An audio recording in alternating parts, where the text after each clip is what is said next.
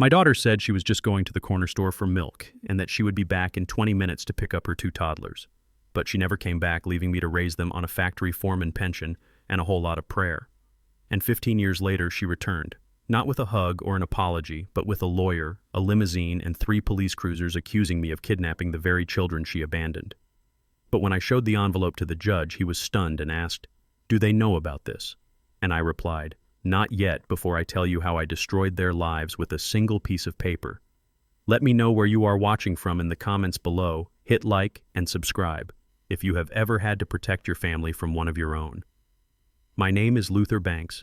I am 68 years old, and for the last 15 years I have been the father, mother, and grandfather to 2 children who were thrown away like yesterday trash. Jordan was 4 and Aaliyah was 2 when their mother, my daughter Tanisha, walked out that door and vanished into the night. She was chasing a high that I could not provide, and a man who promised her the world but gave her nothing but bruises. I remember the night she left, clearly, because it was the night my wife Etta cried until she fell asleep, holding little Aaliyah, who was asking for her mommy. Etta died 2 years later from a broken heart and overworked hands, leaving me alone to guide these kids through a world that is not kind to young black men and women without money.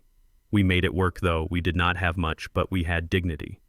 I retired early from the auto plant to be there when they got home from school. I learned to braid hair for Aaliyah, and I taught Jordan how to shave and how to look a man in the eye. When you shake his hand, we were a team, a unit forged in the fire of abandonment and cooled in the waters of unconditional love. And today was supposed to be our victory lap. It was a humid Saturday afternoon in June, the kind where the heat sticks to your shirt but the lemonade tastes like heaven. Aaliyah had just graduated from high school with honors, the first in our family to do so, and we were throwing a barbecue in the small backyard of the house I had owned since 1980. I looked around at the paper plates loaded with ribs and potato salad, at the neighbors dancing to old-school soul music, and at Jordan, who is 19 now and standing guard by the gate like he always did. Jordan had grew up too fast, taking on the role of protector before he could even tie his own shoes. He was watching the street, his eyes narrowed, and I walked over to him, clapping a hand on his broad shoulder. "Relax, son," I told him, handing him a soda. "She did it. Your sister is going to college." Jordan smiled, but it did not reach his eyes. "I have a bad feeling, Pops," he said quietly. I saw a black car pass by 3 times, slow like they were casing the joint. I told him it was probably just lost folks looking for the highway, but deep down, my stomach tightened, that old soldier instinct flaring up just a little. I turned my attention back to Aaliyah. She was laughing with her friends, her gown still on because she was too proud to take it off. I called everyone to attention, tapping my fork against my glass. Silence fell over the yard, and I pulled a small velvet box from my pocket. "Aaliyah, baby girl," I said, my voice cracking just a bit. "Your grandma? Etta made me promise to give you this when you graduated. She bought this 30 years ago and hid it away. Even when we were broke, even when the lights got cut off, she never sold it." I opened the box to reveal a simple gold locket. Aaliyah gasped and ran to hug me, burying her face in my chest. "Thank you, Grandpa," she sobbed. "Thank you for everything." It was a perfect moment, the kind of moment you freeze in your mind to keep you warm when the cold winds blow. But the cold wind came sooner than I expected. It came with the wail of sirens cutting through the music and the laughter.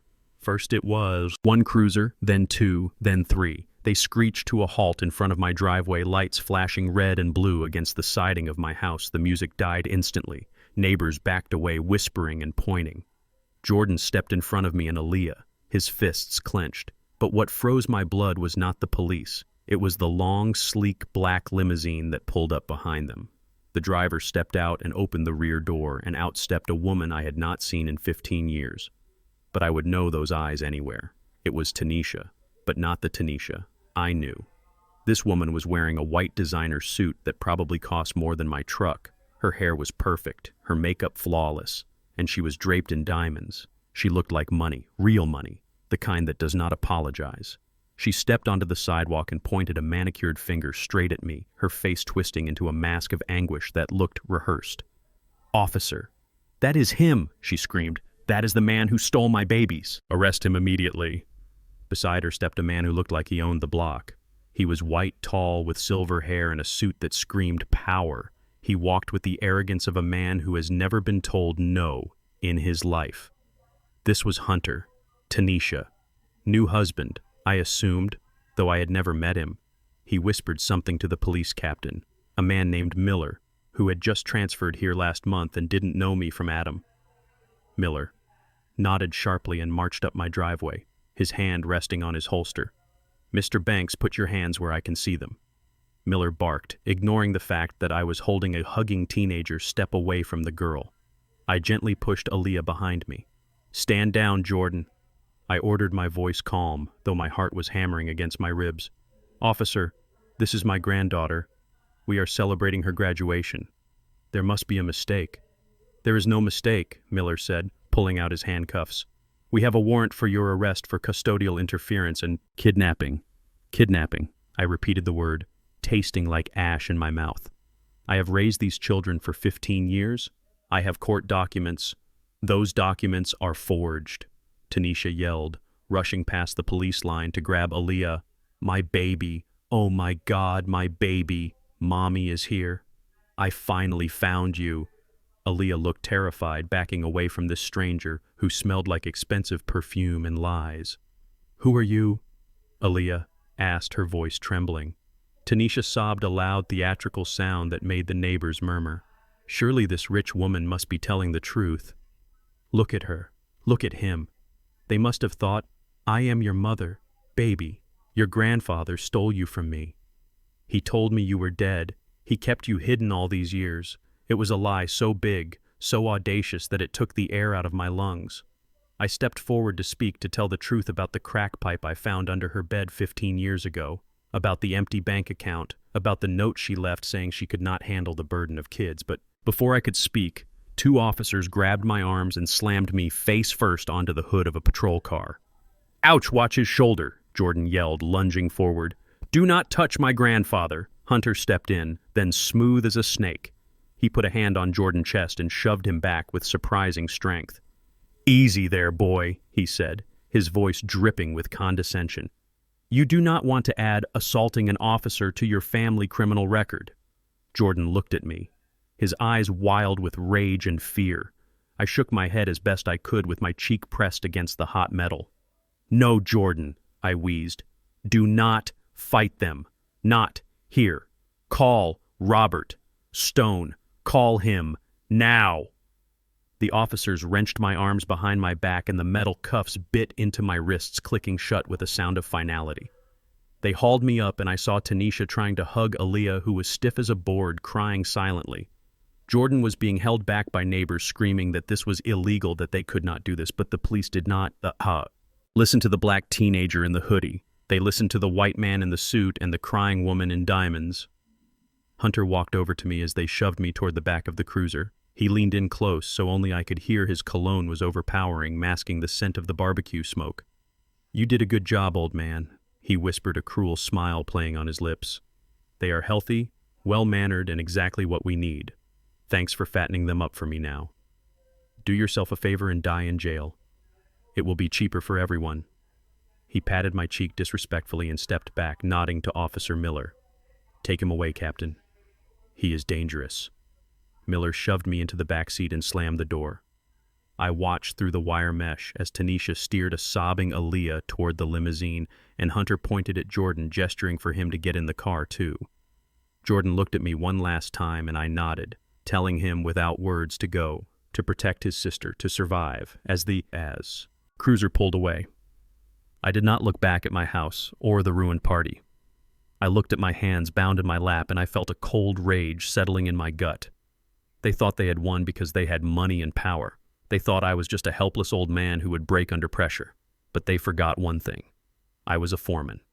I knew how to build things, and I knew how to take them apart piece by piece. Tanisha had forgotten who raised her. She had forgotten that Luther Banks does not break, he waits. And while I waited in that cell, I was going to plan the most painful lesson my daughter would ever learn.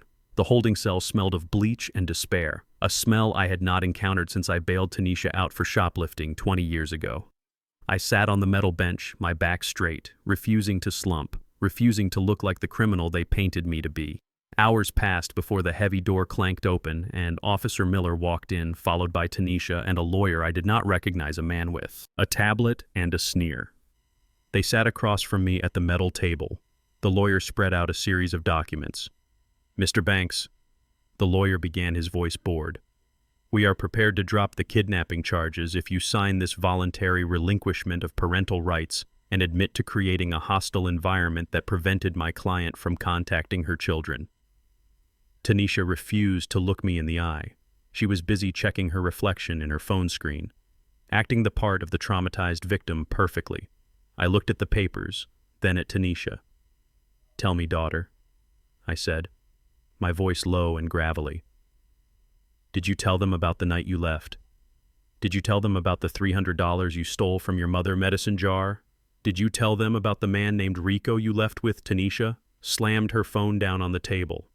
"Shut up," she hissed, her voice losing its polished accent and slipping back into the street rhythm she grew up with. "You always judging me, you old bat, you threw me out, you told me if I came back you would kill me. That is what I told the police, and that is what they believe, because look at you and look at me who looks like the stable parent now." I laughed, a dry, humorless sound that echoed in the small room. "So that is the game, you reinvented history because you found a sugar daddy." Hunter walked in. Then he did not need permission. He moved through the station like he owned it because, as I would later find out, he practically did. He was a major donor to the police benevolent fund. He stood behind Tanisha, chair, his hands on her shoulders, claiming his property. "Listen to me, Luther," Hunter said, his voice smooth but with an edge like a razor blade. "We are taking the kids regardless. You can do this the easy way. Sign the papers. Admit you were a bitter old man keeping a mother from her children. And you can go home to your sad little life, or you can fight us. Stay in this cell for months awaiting trial and lose everything. Anyway." I looked at Hunter, really looked at him. Saw the greed in his eyes, the impatience. He did not care about Aaliyah or Jordan. He wanted something else. I did not know what it was yet, but I knew men like him. They never did anything out of the kindness of their hearts. "Why now?" I asked, ignoring the papers. "Why, after 15 years, did you suddenly decide you wanted to be a mother?" Tanisha looked at Hunter, checking for approval before answering. "We want to be a family again," she said unconvincingly. "We have a big house, a pool, cars. The kids deserve better than what you can give them. Look at you, Luther. You are poor, you are old, you cannot provide for them anymore." I leaned forward, the handcuffs clinking against the table. "I gave them love. I said something you know nothing about, and I will sit in this cell until my bones turn to dust before I sign my grandkids over to a stranger and a woman who abandoned them." Hunter sighed as if I was boring him. "Have it your way," he said. He leaned down, his face inches from mine. "Listen closely, old man. I am going to bury you. I am going to take your house, your pension, and your reputation. By the time I am done, the whole world will know you as a monster, and those kids, they will call me Dad within a month." He straightened up and signaled to the lawyer. "Let's go. Let him rot. Miller, take him back to lockup." Tanisha stood up, smoothing her skirt. "Enjoy prison, Daddy," she said with a smirk. "Do not worry about the kids. We will fix everything. You broke inside their heads. They walked out, leaving me alone in the silence. But they made a mistake. They thought they left a defeated man, but they left a man with nothing left to lose. And a man with nothing to lose is the most dangerous creature on earth." I closed my eyes and focused not on the fear but on the plan. I needed Robert Stone. Robert was not just a lawyer, he was my platoon leader in Vietnam. We had crawled through mud together and he owed me his life twice over. If anyone could get me out of here, it was Stone. I sat back and waited, counting the seconds, knowing that outside these walls, Tanisha and Hunter were moving into my house, touching my things, poisoning my grandkids, mines every minute. I sat here was a minute they gained ground, but I also knew something they didn't.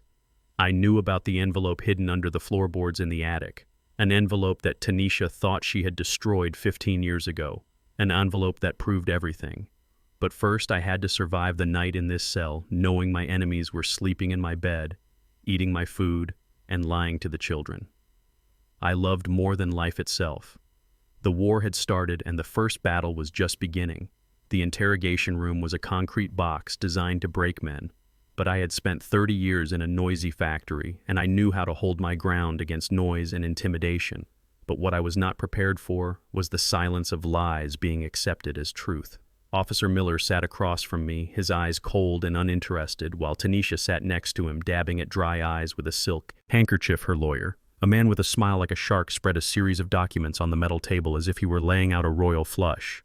"These are the letters, Mr. Banks," the lawyer said, his voice dripping with false sympathy.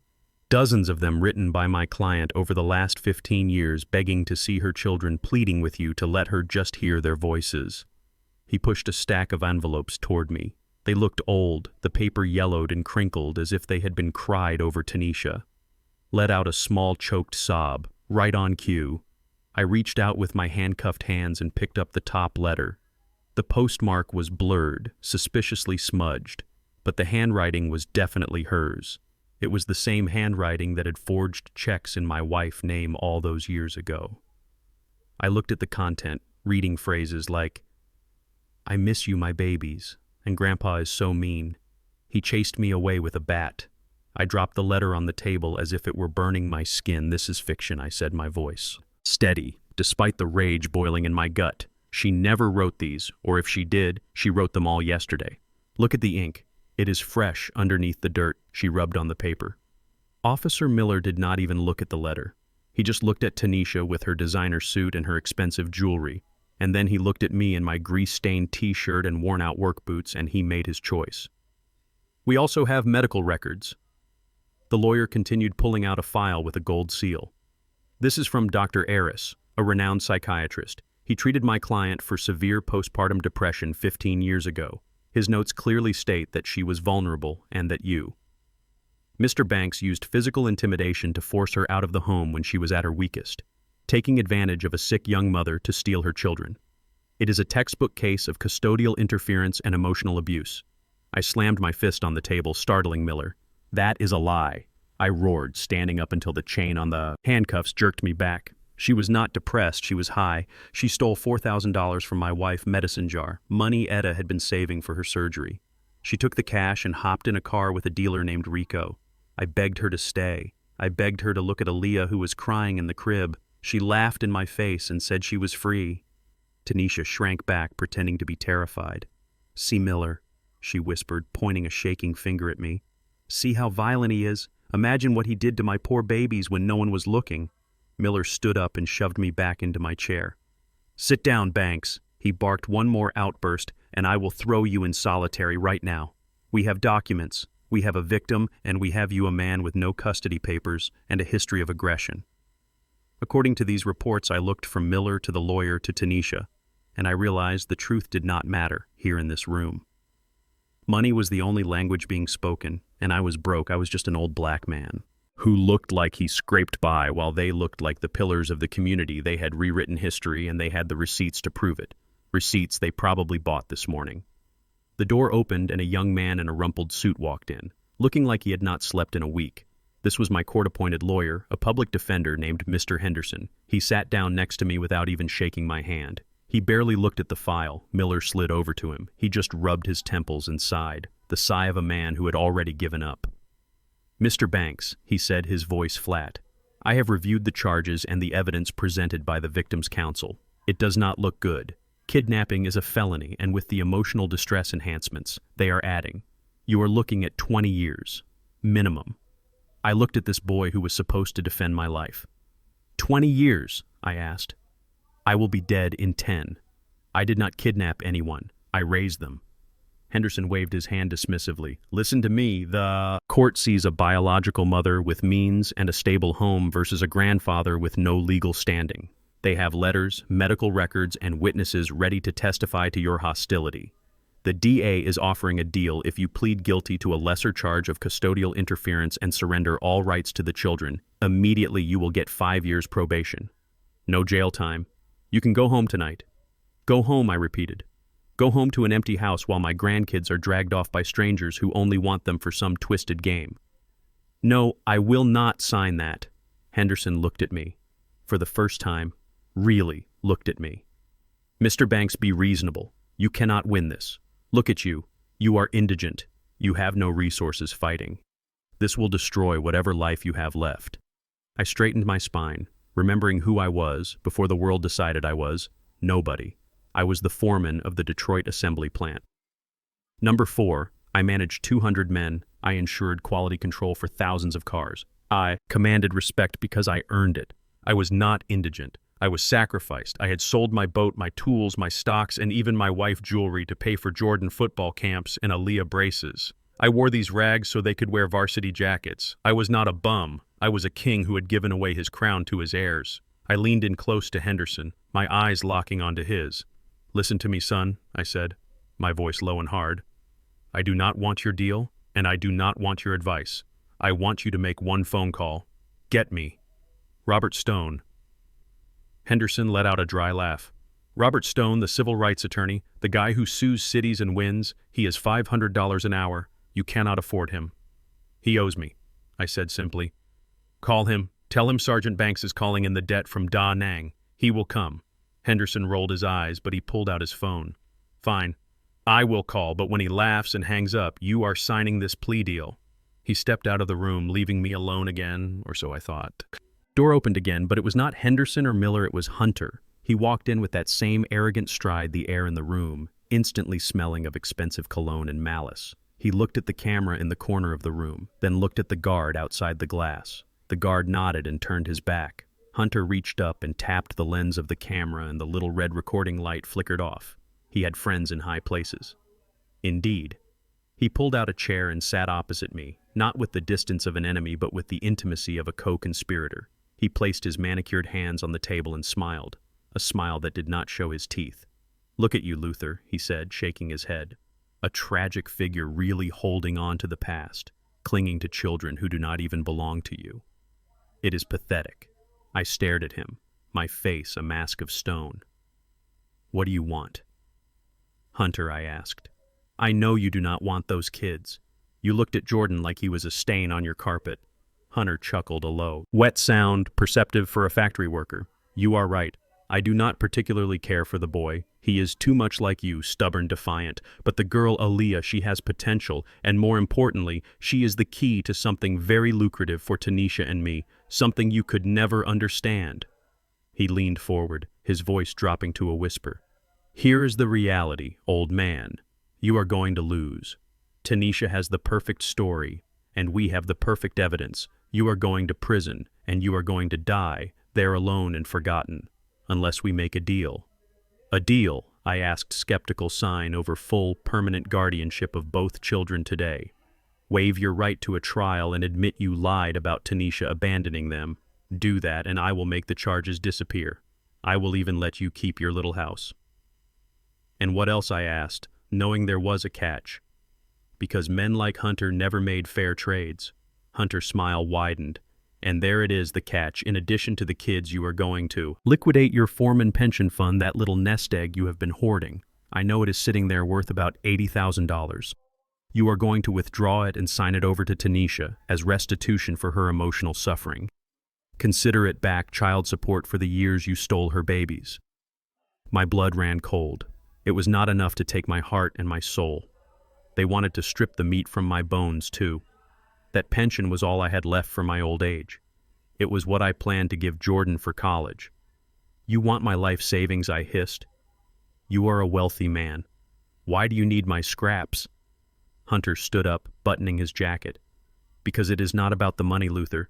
It is about breaking you. It is about taking everything you have ever loved or worked for and crushing it into dust. I want you to walk out of here with nothing but the clothes on your back, knowing you failed." He walked to the door and put his hand on the handle. "You have 24 hours. Luther, talk to your fancy lawyer. Friend, if he even shows up. But know this, if you do not sign by tomorrow morning, I will make sure Jordan ends up in the worst juvenile detention center in the state, and Aaliyah, well, let's just say, boarding school will be the least of her worries. Sign the papers, give us the money and the kids, and you get to live out your sad little life in peace. Refuse, and I will burn your world to the ground." He walked out, leaving me in the silence of the interrogation room. The red light on the camera flickered back on, blinking like a mocking eye. 24 hours to give up everything or lose everything. But Hunter had made a mistake. He thought he was negotiating with a desperate old man. He did not know he was threatening a soldier who had just been given a target. While I sat on the cold steel bench of my holding cell, counting the cracks in the ceiling tiles, my home was being turned into a war zone. Jordan told me later that the invasion began less than an hour after they hauled me away. Tanisha did not waste a second. She called a locksmith before the police lights had even faded from the street, and by the time she pulled up in her limousine, a man in blue coveralls was drilling out the deadbolt I had installed with my own hands 20 years ago. That lock was meant to keep thieves out, but now it was letting the worst kind of thief right in the front door. Tanisha stepped across the threshold of the home she had abandoned and wrinkled her nose as if she had stepped in something foul. "God, it smells like old people and cabbage in here," she announced, her voice echoing in the small entryway. She did not see the love in the worn carpet or the history in the faded wallpaper. She only saw dirt. She only saw value in things that shined, and my house was built on sweat and wood. Not glitter and gold. She walked straight to the mantel where I kept a collection of porcelain angels, the ones she had dusted every Sunday for 30 years without a second thought. Tanisha swept her arm across the shelf, sending them crashing to the floor. "Get a trash bag," she ordered the maid she had brought with her. "Get rid of all this junk. I want this place sanitized before I sleep here." Aaliyah stood in the corner, clutching her graduation gown, watching her mother destroy her grandmother memory. But Tanisha was a master of distraction. She snapped her fingers and the chauffeur brought in stacks of boxes wrapped in silver paper. "Look, baby," Tanisha cooed, ignoring the broken porcelain at her feet. "I know it is a hard day, so Mommy brought you a few things to make you feel better." She tore open a box to reveal a designer handbag worth more than my monthly pension. Then another with Italian leather boots, then a silk dress. Aaliyah had never owned anything that wasn't bought on sale or hand-sewn by me. She looked at the gifts, then at her mother, and for the first time I think the glitter blinded her. She touched the leather, and Tanisha smiled, a predator, seeing the trap snap shut. "You deserve the best, Aaliyah," Tanisha whispered. "Your grandfather kept you in rags, but I am going to dress you like a queen." While Aaliyah was being suffocated by silk and lies. Hunter was outside working on Jordan. My grandson stood on the porch watching the locksmith finish the job. His arms crossed over his chest, his eyes hard. He was not like his sister. He remembered too much. He remembered the night Tanisha left. He remembered the hunger before I took over. He was not going to be bought with a handbag. But Hunter knew that men like Hunter speak a different language with boys. They speak in horsepower and chrome. A flatbed truck pulled up to the curb carrying a brand new sports car. A bright red machine that looked fast, just sitting still. It was aggressive, loud, and expensive. Everything Jordan wasn't, but everything a 19-year-old boy secretly wants to be. Hunter walked up the driveway dangling a set of keys. "Hey, sport," he said, his voice casual like he was talking to an old friend. "I know you and I got off on the wrong foot. I was just protecting your mom. Tensions were high, you understand." Jordan did not answer. He just stared at the car. Hunter tossed the keys and Jordan caught them, instinctively, pure reflex. "It is yours," Hunter said, lighting a cigarette and blowing the smoke toward my rose bushes. "No strings attached. Consider it a signing bonus for joining Team Winning. Look, I know you love the old man, but be real. He held you back. You should be driving this, not riding the bus. You should be in a top-tier university, not looking at community college. Take the car. Jordan, you earned it just for surviving this long in this dump." Jordan looked at the keys in his hand, the metal cool against his palm. He looked at the car, then back at Hunter. He did not smile. He did not say thank you. He just pocketed the keys and turned back to the house. Hunter smirked, thinking he had bought my grandson loyalty, but he did not know. Jordan took the keys, not because he was bought, but because he needed a getaway vehicle. Inside the house, the air was thick with the poison. Tanisha was dripping into Aaliyah's ear.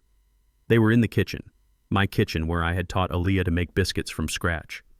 Tanisha was leaning against the counter holding a glass of wine she had brought with her because my tap water was not good enough for her.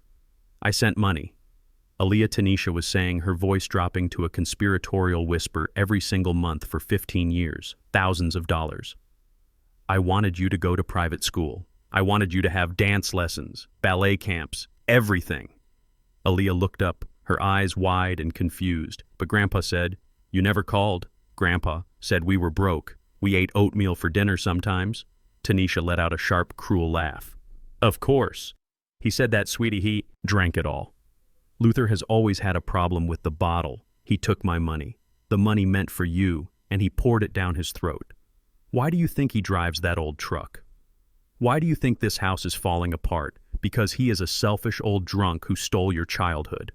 It was a lie so bold it took my breath away. Even from miles away in a jail cell. I never touched a drop of liquor, not since the day Etta died, and I promised her I would keep a clear head for the kids. But Aaliyah did not know my bank accounts. She only knew the struggle. She knew the nights we turned the heat down to save money. She knew the thrift store clothes Tanisha planted a seed of doubt that was growing into a tree of resentment right before her eyes.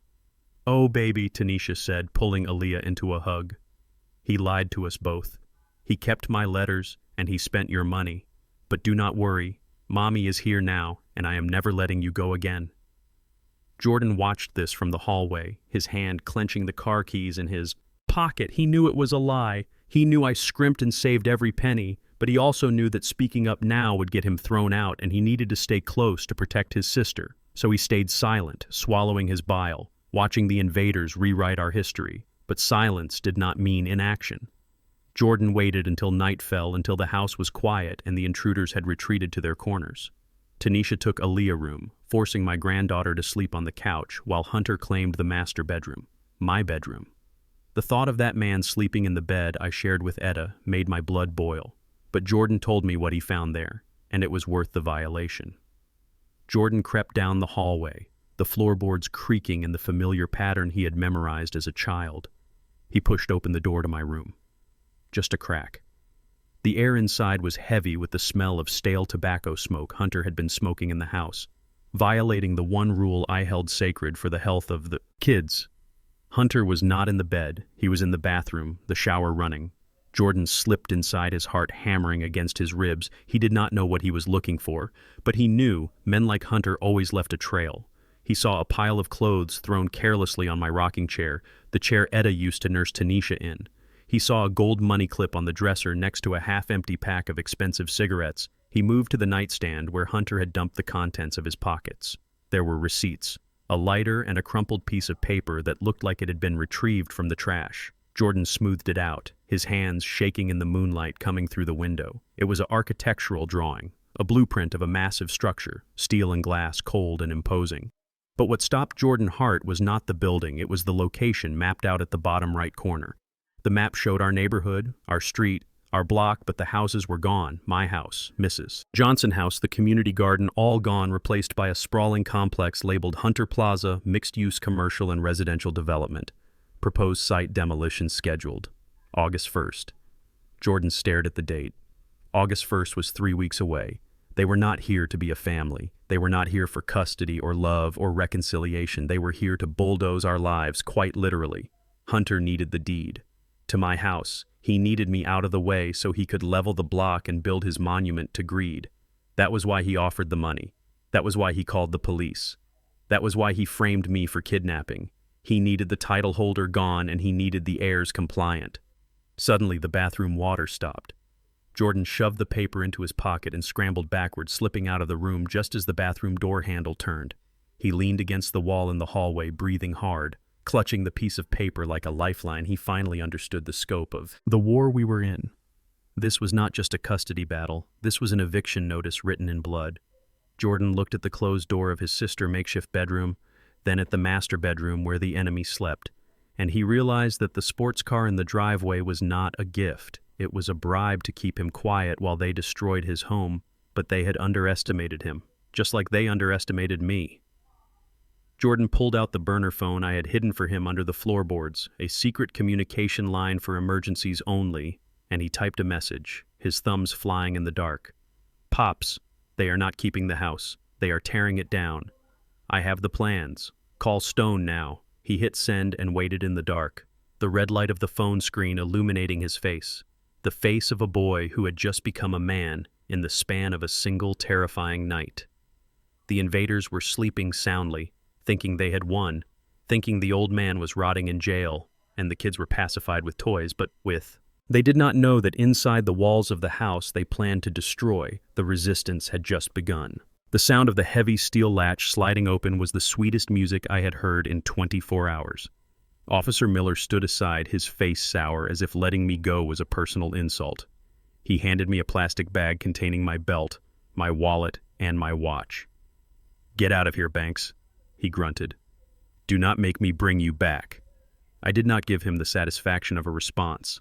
I just took my things and walked out into the humid night air where Robert Stone was waiting, leaning against the hood of his silver sedan like a bulldog in a three-piece suit. Robert was the only man I knew who could wear a suit that cost $1,000 and still look like he was ready for a fistfight. We had served together in the jungle, and 40 years later he was still saving my hide. He did not hug me. Men like us did not need to perform affection. Instead, he handed me a cup of black coffee and opened the passenger door. "Get in, Luther," he said, his voice rough like gravel in a mixer. "We have work to do, and not a lot of time to do it." As we drove away from the precinct, Robert threw a thick manila folder into my lap. "Start reading," he ordered. I flipped it open under the passing streetlights, expecting to see legal briefs about custody laws. But what I saw were financial statements, confusing webs of shell companies, and foreclosure notices. "This is Hunter dossier," Robert explained, keeping his eyes on the road. "Your new son-in-law is not a tycoon. Luther, he is a con artist running a shell game that is about to collapse." I scanned the pages, my eyes widening. Hunter Real Estate Holdings was listed as the defendant in 3 different lawsuits. For non-payment, contractors were suing him, banks were chasing him, and the IRS had a lien on his personal property. "He is broke," I whispered, looking at a bank statement with a negative balance that had more zeros than I had ever seen. Robert nodded grimly. "He is worse than broke. He is drowning. He has been moving money from one project to pay the interest on another for years. It is a classic Ponzi scheme, but he has run out of new investors. That is why he needs the mall project." I realized the pieces falling into place, the rush, the aggression, the desperation he needs to break ground on Hunter Plaza to unlock the next tranche of bank financing. Robert hit the steering wheel with his palm. "Exactly, the bank will not release the construction loan until he owns 100% of the land on that block. He has bought out everyone else. Your neighbors sold weeks ago. But you are the holdout. He needs your deed. Luther, and he needs it by the end of the month. Or his house of cards comes down and he goes to federal prison for fraud." The realization hit me like a physical blow. This was not about Tanisha missing her babies. This was not about family reunification. This was a liquidation sale. Hunter looked at my grandkids and saw leverage. He looked at my home and saw collateral. He was willing to destroy 3 lives just to keep his checkbook balanced for another month. Drive faster. "Robert," I said, my hand crushing the coffee cup. "I need to get to my house before that vulture tears it apart. Apart." We pulled onto my street 20 minutes later, but the sight that greeted me made my blood run cold. A private security cruiser was parked perpendicular to my driveway. Blocking access, a uniformed guard stood by my front gate, arms crossed, looking like a nightclub bouncer keeping the riffraff out. Robert stopped the car and I jumped out, marching toward my front door, ready to tear it off the hinges if I had to. But the guard stepped in my path, his hand resting on a taser. "Mr. Banks," he said, reading my name off a clipboard.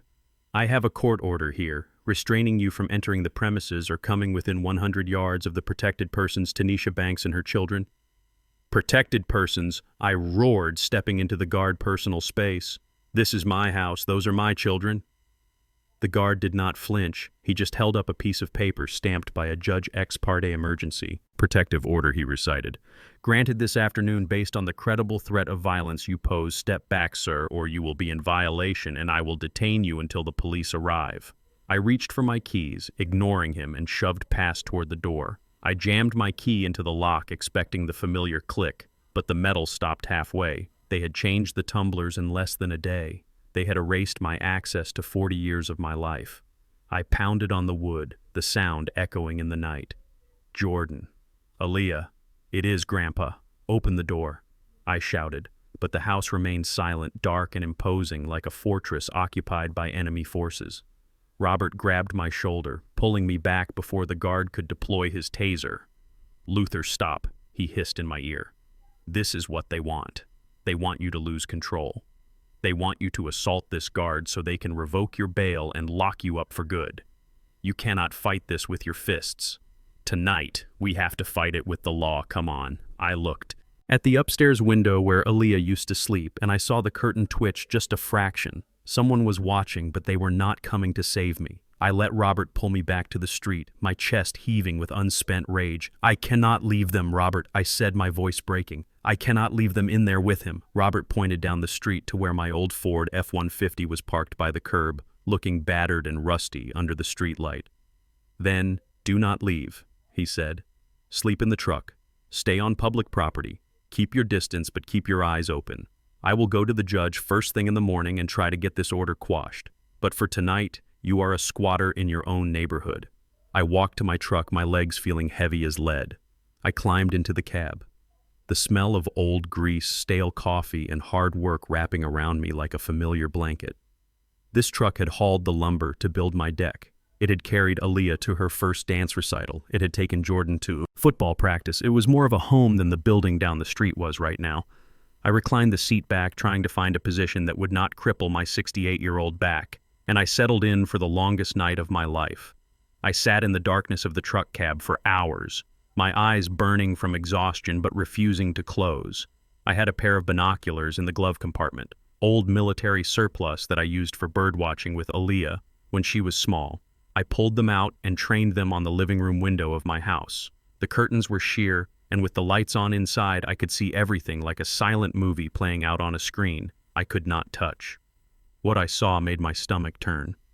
Tanisha was in the living room, but she was not comforting her children, who had just been ripped from their grandfather. She was not cooking them a meal or reading them a story. She had set up a ring light, the kind influencers use, and she was positioning Aaliyah and Jordan on the couch like props. Aaliyah looked miserable, her eyes puffy and red. Jordan sat stiffly, his jaw clenched, staring at the floor, refusing to look at the camera.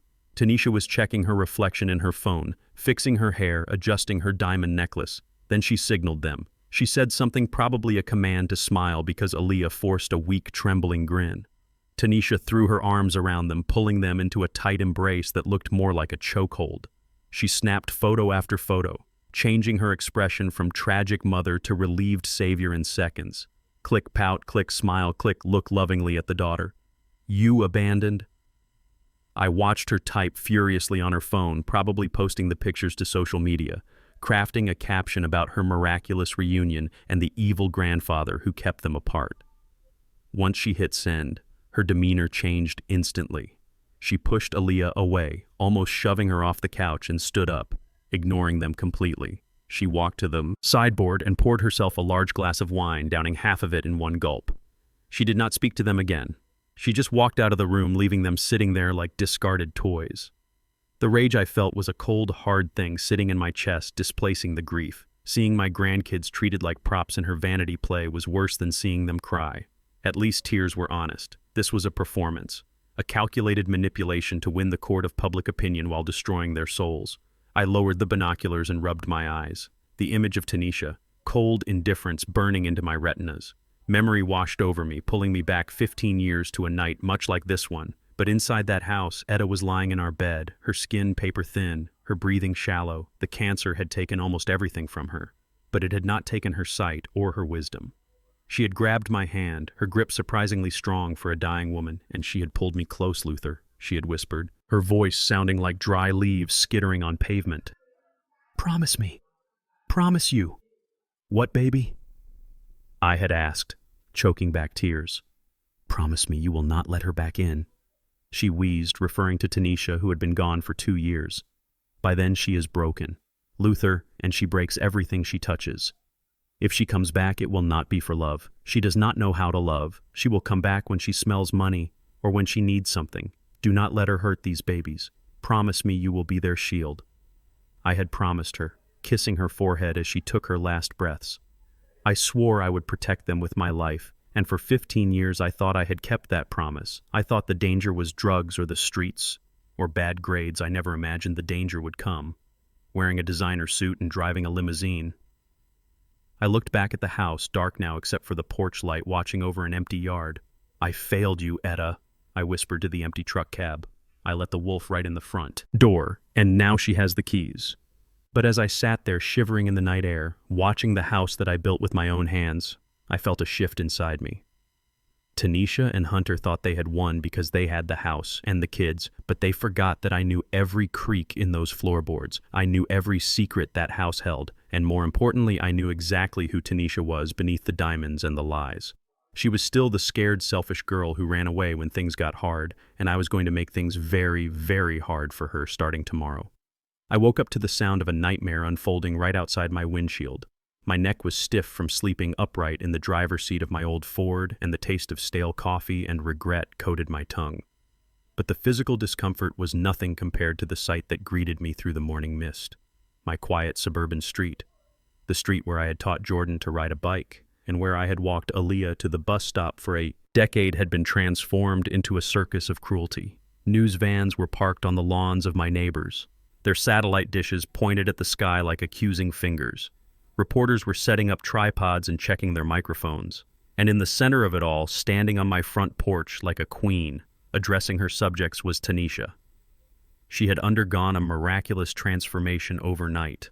Gone were the diamonds and the white designer suit that screamed wealth and arrogance in their place. She wore a modest pastel dress and a simple cardigan, looking every inch the grieving, humble mother who had been wronged. She held a tissue in her hand, twisting it nervously, a perfect prop for the performance she was about to give Hunter. Stood in the shadows of the doorway, dressed in a sweater and slacks, looking like the supportive partner holding the family together, while his wife fell apart. It was a masterclass in manipulation, and I had a front row seat. From 50 yards away. I watched as a reporter from the local news station raised her hand and the camera started rolling. Tanisha stepped forward, her shoulders slumped, her voice trembling just loud enough for the microphones to pick up. "I just want to thank everyone for their support," she began, wiping a tear that I knew she had summoned on command for 15 years. "I have lived in a personal hell, knowing my babies were out there somewhere, wondering why their mommy didn't come for them." She paused for effect, letting the lie sink into the hearts of the housewives and retirees gathered on the sidewalk. "My father," she continued, her voice hardening slightly, "he is a monster. He told me, if I ever came back, he would hurt them. He told me the law was on his side because he had friends in the system. I was young, I was scared, and I had no money, so I ran, but I never stopped looking for them. And now that I have found them, he is trying to terrorize us again, claiming I abandoned them when he was the one who ripped them from my arms." The crowd murmured. In sympathy and outrage, I saw Mrs. Gable from down the street shaking her head, looking at my house with pity. She had known me for years. She had eaten my barbecue. She had praised my parenting. But in the face of this tearful mother, her loyalty evaporated like water on hot pavement. Tanisha was rewriting history, turning my sacrifice into a crime and her abandonment into a tragedy. She painted herself as the victim of a tyrannical father, and the world was eating it up with a spoon. Then the mood shifted. Someone in the crowd, a young man I did not recognize, pointed at my truck. "Look," he shouted. "That is him! That is the kidnapper!" Heads turned, and suddenly, I was not just an observer. I was the target. A wave of anger rolled off the crowd, palpable, and hot people started moving toward the truck, shouting insults, calling me sick, calling me an abuser. I sat stone still, my hands gripping the steering wheel so hard my knuckles turned white. I did not start the engine. I did not roll up the window. I just stared straight ahead, refusing to give them the reaction they wanted. Splat an egg, hit the windshield, bursting into a yellow star right in front of my face. Then another hitting the door. Then a balloon filled with red paint exploded against the side window, dripping down the glass like blood. "Get out of here, you old creep!" someone yelled. "You belong in jail!" shouted another. I felt the truck rock as someone kicked the bumper, but I did not move. I accepted their rage, not because I deserved it, but because running away would look like an admission of guilt. I sat there like a statue while my neighbors and strangers vandalized the only thing of value I had left outside that house. Tanisha watched from the porch, and for a split second amidst her fake sobs, I saw a smirk curl the corner of her lips. She was enjoying this. She was feeding me to the wolves and watching them tear me apart. The crowd eventually pulled back when the cameras turned toward the door again. Evidently, the main event was not over. Tanisha turned and beckoned to someone inside the house, and my heart stopped. Aaliyah stepped out into the sunlight. She looked nothing like the girl who had graduated 2 days ago. Her hair, usually worn in natural braids, was straightened and pulled back severely. She was wearing a dress that looked too young for her, something a child would wear, making her look smaller, more vulnerable. She walked with her head down, her shoulders hunched as if she were carrying the weight of the world. Tanisha put a protective arm around her, guiding her to the microphone like a lamb to the slaughter. "Speak up, sweetie," Tanisha urged, loudly enough for the cameras. "Tell the world how happy you are to be home." Aaliyah looked up and her eyes met mine through the paint-stained glass of the truck distance, and shame separated us. But I saw the terror in her gaze. She looked at the reporters, then at Hunter, who was standing just behind the doorframe, out of sight of the cameras, but clearly visible to her. I saw him tap his wrist. A silent reminder of some threat he had made. Aaliyah took a shaky breath and leaned toward the microphone. "I just want to say," she stammered, her voice barely a whisper, "that I am happy to be with my mom. I missed her." The reporter thrust the mic closer, asking leading questions. "Did your grandfather keep you from her? Aaliyah, did he tell you she didn't love you?" Aaliyah? Eyes darted around, looking for an escape, looking for Jordan, looking for me. But there was no escape. "Yes," she said, the word falling from her mouth like a stone. "Grandpa was very strict. He told us Mom was bad. He said we could never leave." I choked back a sob, watching my baby girl destroy my reputation to save herself. I knew she did not mean it. I knew she was reading a script written by fear, but it still felt like a knife twisting in my gut.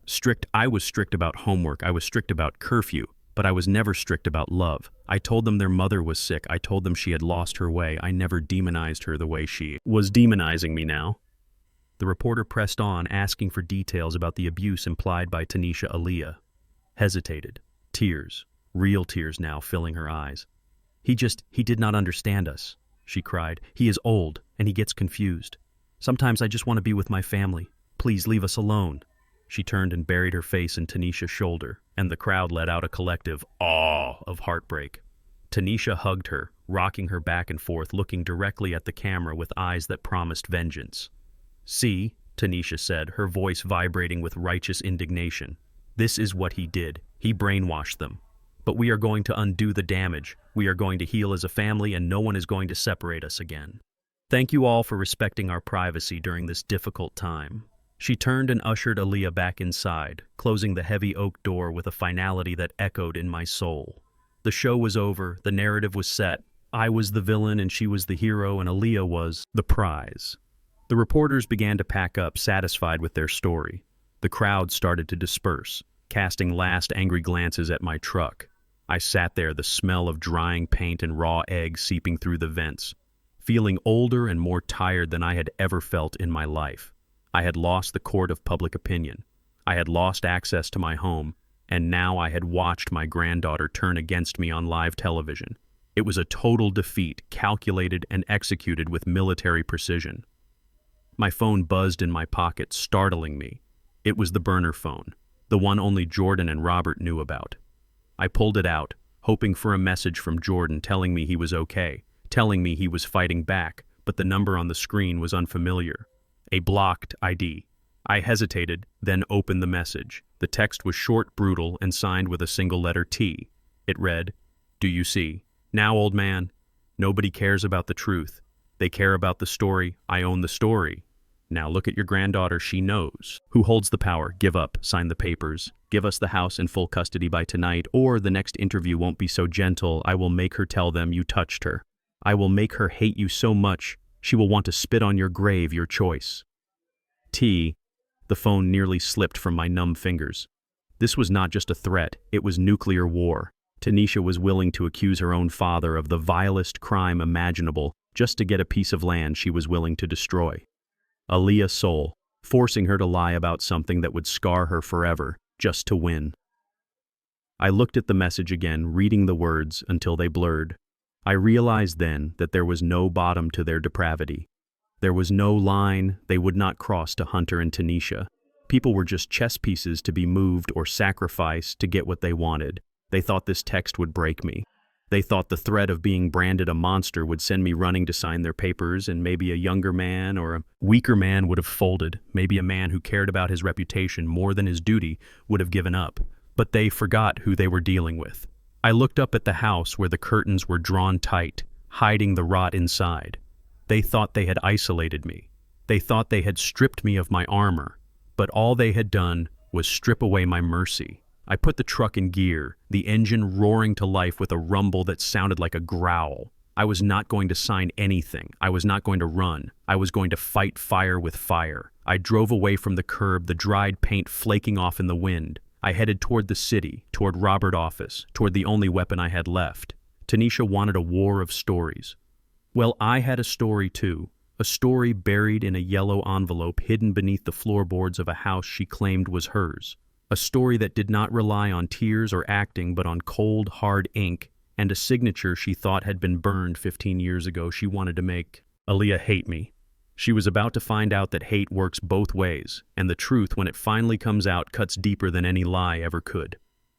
The restaurant Hunter chose for our little summit was called the Obsidian, a place where a glass of water cost more than my hourly wage back at the plant, and the lighting was so dim you could barely read the menu, which was fine by me because I had no intention of eating anything this man paid for.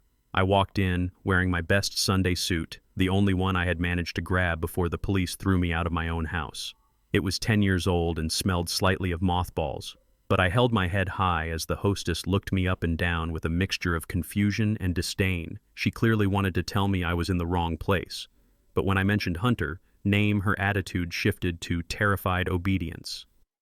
"Mr. Hunter is expecting you at table 4, she squeaked, pointing toward a secluded booth in the back. I walked through the dining room feeling the eyes of the city elite boring into my back.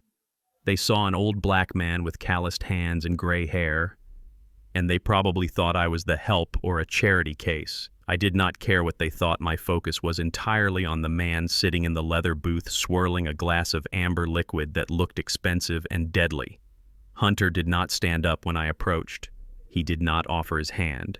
He just gestured to the empty seat opposite him with a flick of his wrist like he was shooing away a fly. "Sit down, Luther," he said, his voice slurring, just the tiniest bit. He had started drinking early, probably to drown out the noise of his collapsing empire. I sat down, keeping my back straight, refusing to sink into the plush leather. The table was empty except for a bottle of scotch, 2 glasses, and a sleek silver briefcase that sat between us like a landmine. Hunter poured a generous amount of liquor into the second glass and slid it toward me. "Drink up," he said with a sneer. "It is 50 years older than your daughter, and infinitely more valuable." I pushed the glass away. "I am not here to drink with you, Hunter," I said, my voice low and steady. "Tell me why you called me here, or I am walking out." Hunter laughed, a harsh barking sound that made a couple at the next table look over in alarm. "You are here because I am a generous man, Luther," he said, leaning forward, the alcohol fumes wafting across the table. "Despite everything you have done, despite the kidnapping and the lies and the damage to my reputation, I am willing to offer you a lifeline." He placed his hand on the silver briefcase and clicked the latches open with a dramatic flair. He spun it around so I could see inside. It was packed with stacks of $100 bills, crisp and neat, wrapped in bank bands. $50,000, Hunter whispered, his eyes gleaming with a predatory light. "Tax-free, untraceable. Cash. Take it, Luther. Take it and get in your old truck and drive until you hit the ocean. Start over, somewhere else. Buy a little shack in Florida. Live out your days in the sun. Consider it a retirement gift, a severance package for a job poorly done." I looked at the money and then I looked at Hunter. I saw the sweat beading on his upper lip, the slight tremor in his hand as he held the briefcase lid open. He was desperate. He was trying to buy me off with the last of his liquidity, hoping I was just a greedy old man who would take the bait. $50,000 was a lot of money to some people. It was a fortune to me right now, homeless and disgraced, but I knew what that money represented. It was the price of my soul. It was the price of Aaliyah and Jordan future. "This is charity," Hunter continued, trying to sound magnanimous. "I know you are broke. I know your lawyer is working pro bono, but that won't last. You cannot win against me in court, Luther. I have resources. I have connections. You have nothing. This is me being the bigger man. Take the money, sign the custody papers. I have right here in my jacket and disappear. Everyone wins you. Get to retire. Tanisha gets her babies and I get my project." He pulled a folded document from his inside pocket and laid it next to the money. A pen rolled across the table, stopping against my hand. "Sign. It," he urged, his voice tightening. "Just sign it and walk away." Rich, or do not sign it and walk away with nothing but a prison sentence. The choice is yours, old man. I looked at the money one last time. Then I reached out and closed the briefcase with a soft snap. The sound seemed to echo in the quiet restaurant. Hunter blinked, surprised. "You are refusing?" he asked, his voice rising an octave. "You are refusing $50,000. Are you senile? Do you not understand what is happening here?" "I understand perfectly," I said, leaning in until I was inches from his face. "I understand that $50,000 is nothing compared to the millions you stand to lose if that mall project does not break ground on August 1st. I understand that you are not offering me this money because you are generous. You are offering it because you are terrified. You are bleeding cash. Hunter, your contractors are suing you. Your investors are pulling out, and you need my deed to stop the bleeding." Hunter's face went pale, his arrogance faltering for a split second. "How do you—" he started, but I cut him off. "I know a lot of things, Hunter," I said, my voice dropping to a dangerous whisper. "For example, I know about St. Mary Academy in Zurich." The color drained completely from his face, leaving him looking like a wax figure. "St. Mary Academy," he whispered, the glass of scotch trembling in his hand. "How do you know that name?" "I know because you are sloppy," I continued. "I know because you think people like me, people who clean floors and serve tables and drive trucks, are invisible, but we see everything. Hunter, my friend works at the travel agency where you booked the one-way ticket for Aaliyah. My other friend cleans the offices at the consulate where you applied for her student visa. I know exactly what your plan is. You do not want to be a father to that girl. You want to ship her off to a boarding school in Switzerland. The moment the judge signs that custody order, you want to exile her to a cold mountain halfway across the world so you never have to look at her again." Hunter's mouth opened and closed like a fish out of water. He looked around the restaurant, paranoid now, wondering who else was watching him, who else was feeding me information. "You were planning to separate siblings," I hissed, letting my anger surface. "You were going to keep Jordan here as free labor, probably working construction on your site, and send Aaliyah away to be forgotten. You call that family, you call that love." "It is a top-tier school," Hunter stammered, trying to regain his footing. "It is an opportunity for her. She would be getting a world-class education, something you could never provide in your little shack. Do not act like I am the villain here. I am giving her a future. You are giving her a prison sentence." I shot back. "You are sending her away because she reminds Tanisha of her failure, and she reminds you of a responsibility you do not want. You want the land, not the children. Admit it, Hunter. You are not doing this for Tanisha. You are doing this because without my land, your company goes bankrupt and you go to jail for fraud." Hunter's face turned a mottled shade of red, the vein in his forehead pulsing dangerously. He slammed his fist onto the table, causing the silverware to jump and the scotch glass to tip over, spilling amber liquid all over the white tablecloth and the expensive briefcase. "Damn it!" he shouted, drawing the attention of the entire room. "Shut your mouth, old man. You do not know who you are dealing with."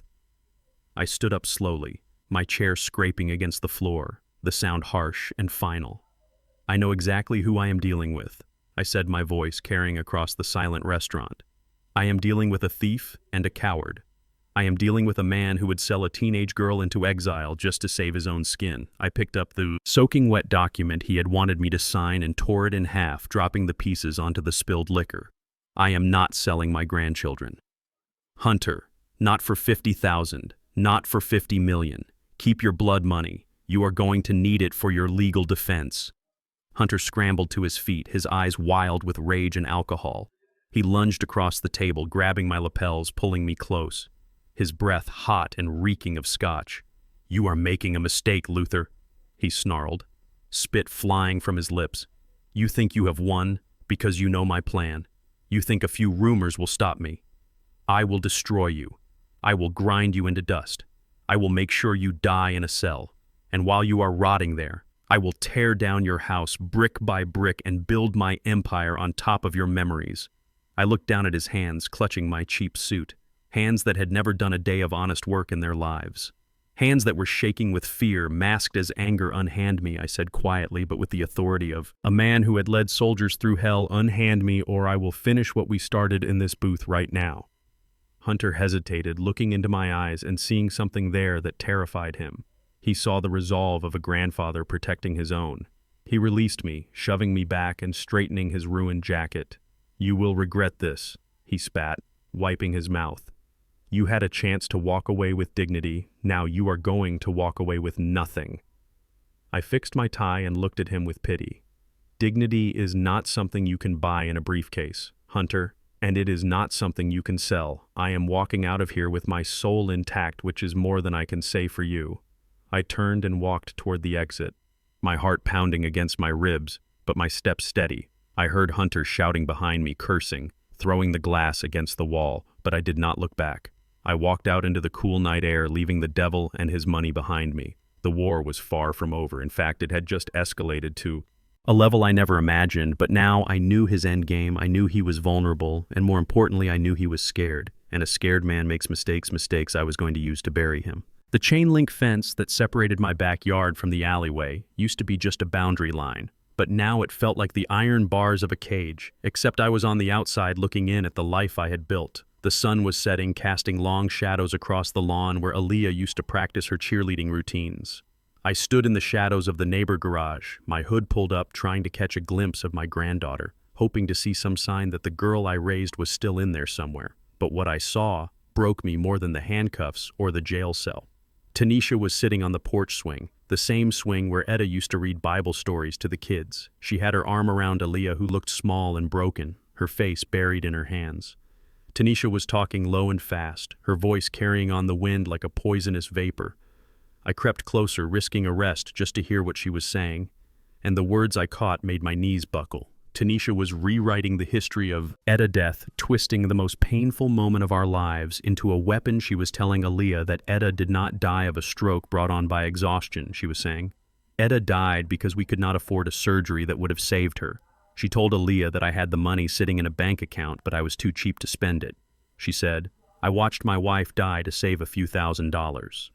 The lie was so monstrous it took my breath away. The truth was that Etta died working double shifts to pay off the drug dealers Tanisha had sent to our door demanding payment for debts. She ran up before vanishing.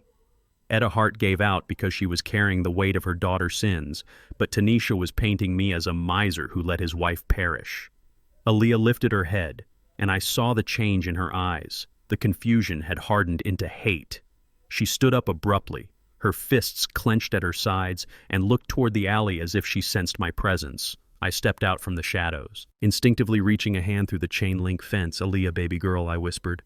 It is not true, but she did not let me finish. She ran to the fence, her face twisted in a snarl I had never seen before. "You killed her!" she screamed, the sound tearing through the quiet neighborhood like a gunshot. "Mom told me everything. Grandma died because you wanted to keep your money. You let her die and you lied to us. You are a murderer." Tanisha stood on the porch watching with a satisfied smirk. Her arms crossed over her chest. She did not need to shout or fight. She had turned my own granddaughter into her soldier. "Stay away from us," Aaliyah yelled, her voice cracking with sobs. "I hate you. I never want to see you again." She turned and ran back into the house, slamming the door so hard the windows rattled. I stood there, gripping the cold metal of the fence, feeling the ghost of Etta standing beside me, weeping.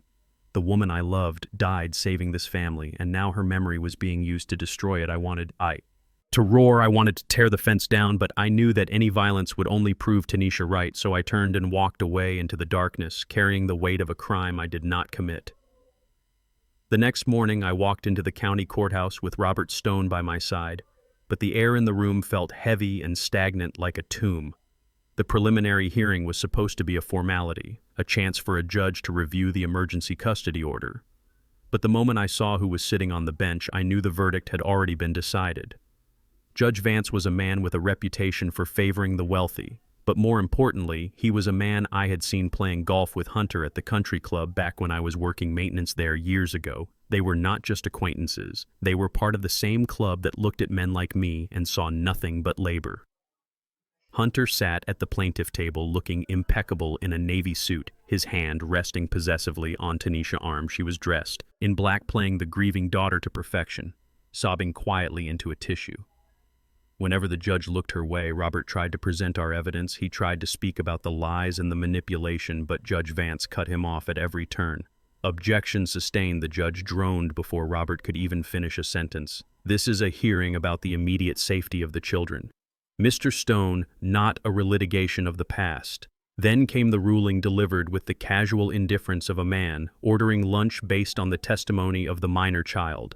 Aaliyah regarding her fear of the defendant and the allegations of past neglect. The court finds that there is an imminent risk of psychological harm.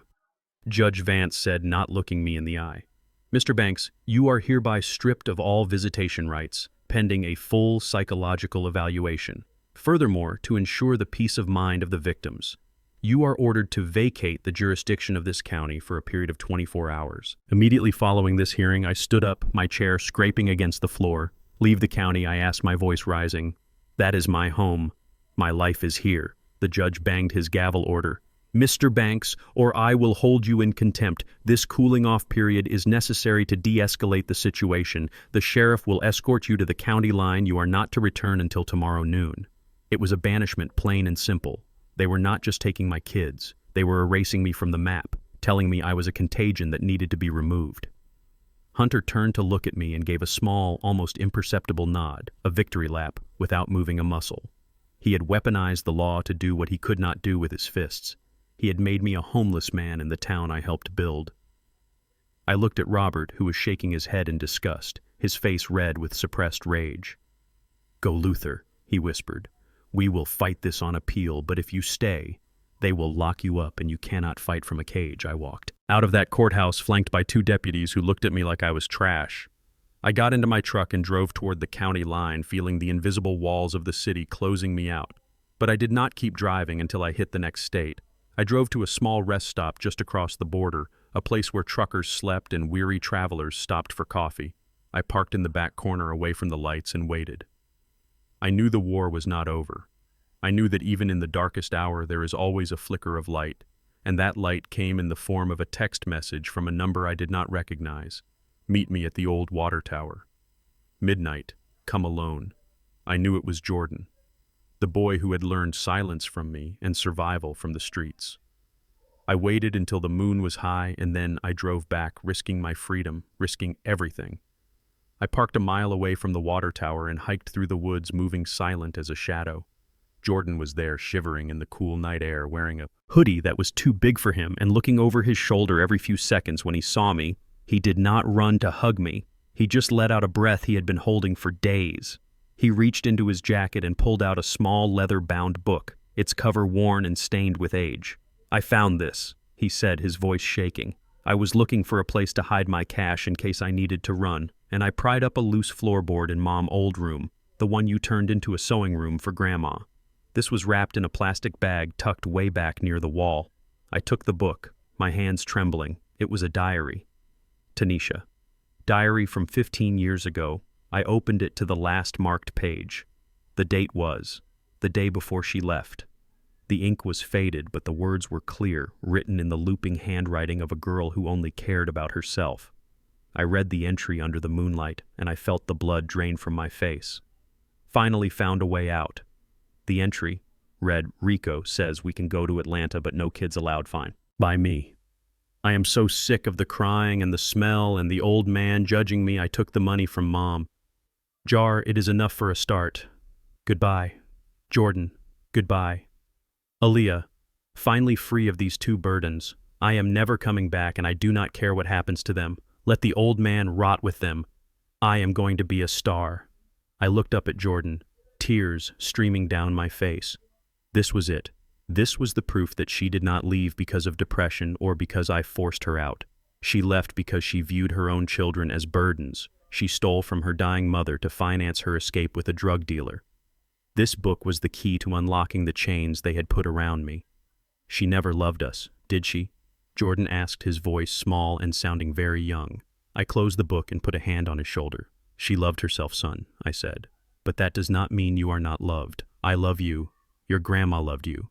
And we are going to use her own words to save you. Jordan nodded, wiping his eyes with his sleeve. You have to go, Pops, he said. Hunter has cameras everywhere now. If he finds out I am gone, he will hurt Aaliyah. Go get help. Bring this to the judge. I watched him slip back into the shadows, a soldier returning to enemy lines armed with nothing but courage. I stood there holding the diary against my chest, feeling the weight of the truth it contained. Tomorrow was the final hearing. The battle that would decide everything. I was banished, beaten, and bruised. But I held the weapon that would bring the whole corrupt temple crashing down on their heads. Tanisha thought she had buried her past under floorboards and lies, but she forgot that nothing stays buried forever, especially not when a grandfather is willing to dig through hell to find it. Jordan thought he was a ghost, slipping back into the house through the kitchen window he had unlatched earlier, but he walked straight into an ambush. The kitchen lights blazed to life, instantly blinding him, and revealing Hunter sitting at the head of the table like a judge executing a sentence. A half-empty bottle of whiskey sat in front of him, and his face was flushed with a dangerous heat that had nothing to do with the summer night. Tanisha stood by the stove, her arms crossed, her eyes fixed on the floor, refusing to look at her son. Hunter stood up slowly, his chair scraping against the linoleum, loud as a scream in the quiet house. "Where have you been, boy?" he asked, his voice deceptively calm. Jordan tried to stammer out a lie about taking a walk to clear his head, but Hunter was not in the mood for stories. He crossed the room in 2 long strides, and before Jordan could even raise his hands, Hunter backhanded him across the face. The sound of flesh hitting flesh echoed off the cabinets. Sickening crack that sent Jordan stumbling backward into the refrigerator. He slid down to the floor, dazed blood welling in the corner of his mouth, taste of copper filling his throat. He looked up, expecting to see his mother rushing to his aid, expecting Tanisha to scream to push her husband away to protect her child like a mother is supposed to do. But Tanisha did not move. She did not even flinch. She just looked at the expensive designer jacket Hunter had bought for Jordan, a jacket that was now scuffed from the fall. "Watch the merchandise," she snapped, her voice cold and annoyed. "That suit cost $2,000. Hunter, do not ruin it before the court date." Jordan looked at her, his heart breaking in his chest. She did not care about the blood on his lip. She cared about the fabric on his back. She was not a mother. She was a stylist, dressing a mannequin for a show. Hunter laughed a cruel barking sound and reached down, grabbing Jordan by the collar, hauling him up like a sack of flour. "You think you are smart," Hunter hissed, his breath reeking of alcohol getting right in Jordan's face. "You think you can sneak around meeting with that old man plotting against me? I own this house, I own this town, and I own you." Jordan struggled, trying to push him away, but Hunter was heavy and fueled by a rage that had been simmering for weeks. He threw Jordan against the island counter, the granite edge digging into the boy, lower back making him gasp in pain. "I gave you a car. I gave you a future," Hunter shouted, striking Jordan again, this time a closed fist to the ribs. "And this is how you repay me, by acting like a spy for a washed-up factory worker. You ungrateful little punk." Jordan doubled over, wheezing, trying to catch his breath. But Hunter was not done. He was just getting started. He was stripping away the veneer of the benevolent stepfather and showing the monster underneath the man who solved problems with violence when money did not work. "Get him out of my sight," Tanisha said finally, but not to save him. "Get him downstairs before he bleeds on the hardwood." Hunter nodded, grabbing Jordan by the back of his neck and marching him toward the basement door. Jordan stumbled, his legs weak from the blows, but he kept his head down, protecting the secret in his shoe, protecting the one lifeline we had left. The basement was a finished rec room that I had built for the kids years ago, a place for video games and sleepovers, but tonight it became a prison. Hunter shoved Jordan down the stairs, sending him tumbling onto the carpet. He followed him down, locking the door at the top behind him. The air down there was cool and stale, smelling of the old furnace and fear. Hunter stood over Jordan, panting slightly. His tie loosened his eyes. Manic. He reached down and patted Jordan's pockets roughly, searching for the phone he knew every teenager carried. "Give it to me," he demanded, snatching Jordan's smartphone from his jeans pocket. He smashed it against the concrete floor, the screen shattering into a spiderweb of glass. "No communication," he sneered. "No calling. Grandpa, no calling the police. You stay down here until you learn your place." Then the mask slipped completely. Hunter leaned in close, his face twisted into a sneer of pure hatred, and he used words that I will not repeat, words that no child should ever hear, words that belong in the darkest chapters of history. He called my grandson names that stripped away his humanity, names that reduced him to his skin color, names that Hunter had probably been thinking every time he smiled and shook our hands. He revealed that he did not just see Jordan as an obstacle.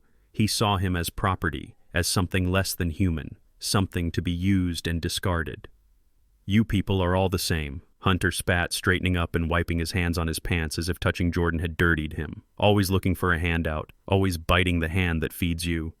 Well, you are going to stay in this hole until the judge signs those papers, and if you make a sound if you try to leave, I will not just beat you, I will bury you right here under the foundation, and pour the concrete myself. He turned and walked up the stairs, his heavy footsteps pounding like a drum of war. The lock clicked shut with a finality that echoed in the silence, leaving Jordan alone in the dark, nursing his ribs, listening to the hum of the refrigerator upstairs, and the muffled sound of his mother turning on the television, ignoring the violence that had just occurred beneath her feet. Jordan lay there for a long time, waiting until his breathing steadied, until the pain became a dull throb. He knew he was trapped. He knew he was in danger, but he also knew he was not disarmed. Hunter had destroyed the smartphone, but he had missed the burner phone. The cheap prepaid device I had taped inside Jordan high-top sneaker under the insole. It was a trick I learned in the Army. Always have a backup. Always have an ace in the hole. Jordan sat up, wincing, and pried off his shoe. His hands trembling, he pulled out the small phone and powered it on. Praying the battery still held a charge, the screen lit up a beacon. In the darkness, he did not dare make a call. His voice might carry through the vents, so he typed, his thumbs flying over the tiny keypad, pouring all his fear and urgency into a few short words. Pops. Help. Basement. Hunter crazy. He hit send and watched the little envelope icon fly off into the digital void, praying it would find me. I was sitting in my truck at the rest stop 200 miles away, staring at the moon and wondering if I had made a terrible mistake leaving them behind. The silence of the night was heavy, pressing down on me with the weight of my failure. When the phone buzzed against my thigh, it startled me so bad I nearly spilled my coffee. I grabbed it, my heart leaping into my throat, hoping for good news but fearing the worst. The message was short, broken, and terrifying. Help. Basement Hunter. Crazy 3 words that told me everything. 3 words that confirmed my darkest fears. Hunter had snapped. The facade was gone, and now he was taking his rage out on my boy. The image of Jordan trapped in the dark, hurt and alone, burned in my mind, igniting a fire in my gut that burned hotter than any anger I had ever felt. I gripped the steering wheel, my knuckles turning white. I wanted to turn the truck around. I wanted to drive back there at 100 miles an hour and crash through the front door and tear Hunter apart with my bare hands. Every instinct in my body screamed at me to go, to fight, to protect, but my mind, the soldier, mind that had kept me alive in the jungle, held me back. If I went back now, I would be arrested. Before I even reached the porch, I would be playing right into their hands, proving I was the violent instability they claimed I was, and Jordan and Aaliyah would still be prisoners. No, I could not go back. Not yet. I had to go forward. I had to get the weapon that would end this war once and for all. I had the diary, but I needed more. I needed the official seal, the undeniable proof that would stand up in a court of law against $1 million worth of lawyers. I needed the keeper of records. I looked at the map on my phone, the blue dot blinking at my location. The destination was another 100 miles east, deep into the next state, to a nursing home called Shady Pines, where a woman named Mrs. Jenkins was living out her final days. Mrs. Jenkins was the social worker who had handled Tanisha case 15 years ago. The one who had seen the truth but had been silenced by bureaucracy and maybe a little bit of fear. She was the only one left who knew where the bodies were buried, metaphorically speaking. I put the truck in gear, the engine roaring to life, a beast waking up from a slumber. "I am coming, son," I whispered to the empty cab. "Hold on. Just a little longer. I am coming. And I am bringing the thunder." I pulled out onto the highway, the tires singing on the asphalt, leaving the county line behind me.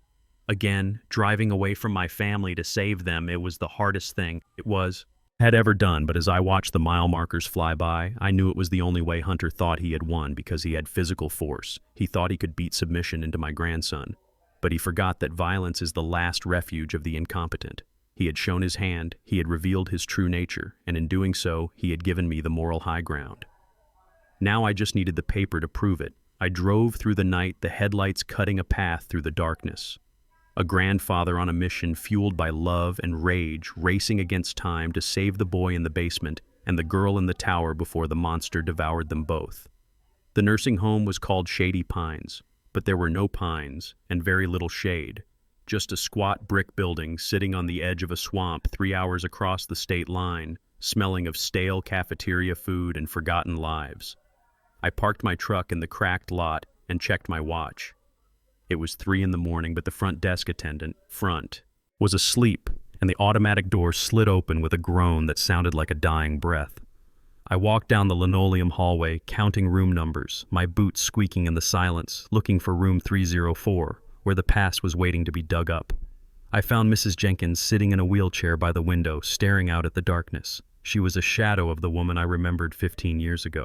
She had been a sharp-eyed social worker with a clipboard and a stern face, the kind of woman who could spot a lie from across the room. Now she was frail, her skin like crumpled tissue paper, her eyes milky with cataracts and confusion. I knelt beside her and took her cold hand. "Mrs. Jenkins," I whispered. "It is Luther Banks. Do you remember me?" She looked at me, but she did not see me. "Who?" she asked, her voice a dry rattle. "I do not know you. I want my pudding." I squeezed her hand gently, trying to call her back from the fog. "Mrs. Jenkins, listen to me. I need your help. It is about the babies, Jordan. And Aaliyah, the ones you helped save." She blinked and a flicker of recognition crossed her face. "Babies," she murmured. "Nice babies, sad eyes." But then the fog rolled back in and she turned away, mumbling about the weather. I felt a surge of panic. Time was running out, and my only witness was lost in her own mind. I leaned closer, desperation making my voice rough. "Mrs. Jenkins, I need you to remember. Tanisha." I said the name like a curse. Tanisha Banks, the mother who left them. The reaction was instant and visceral. Mrs. Jenkins' body went rigid and she turned her head, snapping her eyes to mine with a clarity that was terrifying. "Tanisha." She hissed the name, tasting like poison in her mouth. "The bad one. The one with the cold eyes. I remember her. She came here. She brought the envelope." "Yes, the envelope." I urged, my heart hammering against my ribs. "Where is it, Mrs. Jenkins? You told me you would keep it safe. You told me it was our insurance." She began to tremble, her hands clutching at her dressing gown she gave me. "Money," she whispered, tears leaking from her clouded eyes. $500 to burn it to make it go away. I was so broke, my husband was sick. I took the money. Lord forgive me. I took the money. I felt a wave of nausea. Tanisha had bribed a social worker to destroy the evidence of her abandonment, to erase her children from her life for $500. That was what my grandkids were worth to her.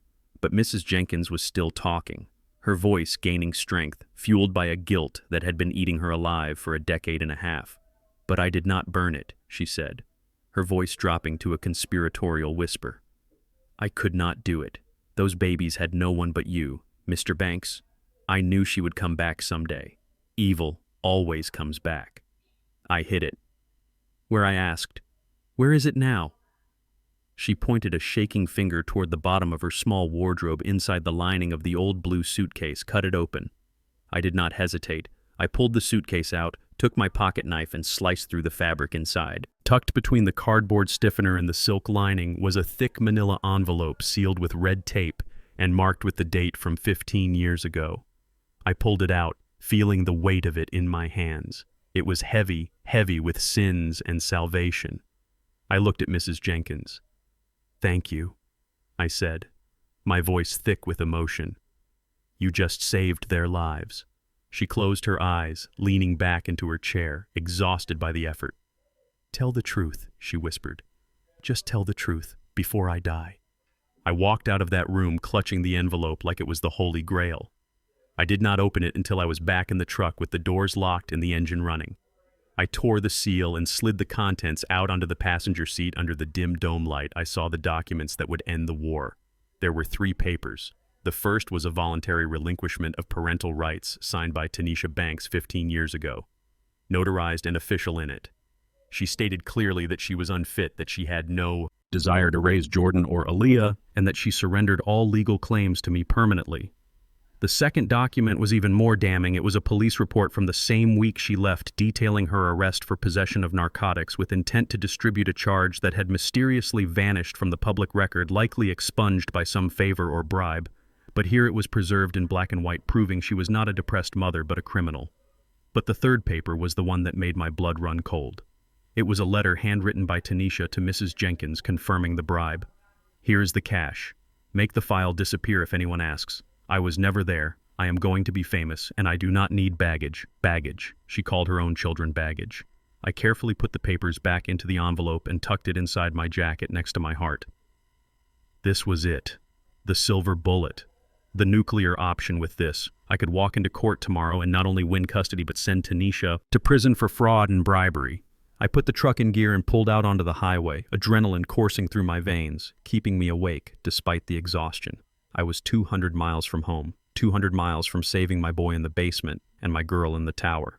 I checked the time. It was 4 in the morning. The court hearing was at 9. I could make it if I drove straight through, if nothing went wrong.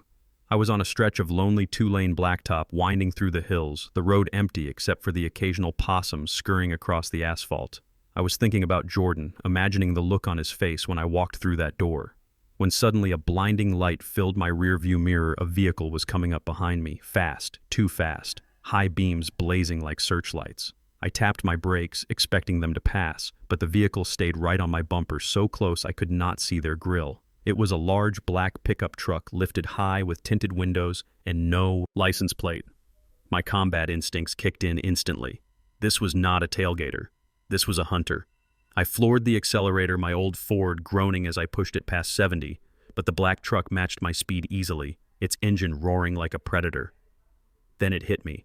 The truck surged forward, slamming into my rear bumper with a force that snapped my head back and sent my truck fishtailing across the yellow line. I wrestled with the steering wheel, fighting to keep it on the road, sparks flying as my back bumper dragged on the asphalt. He hit me again, harder this time, spinning me around so I was facing him, headlights to headlights.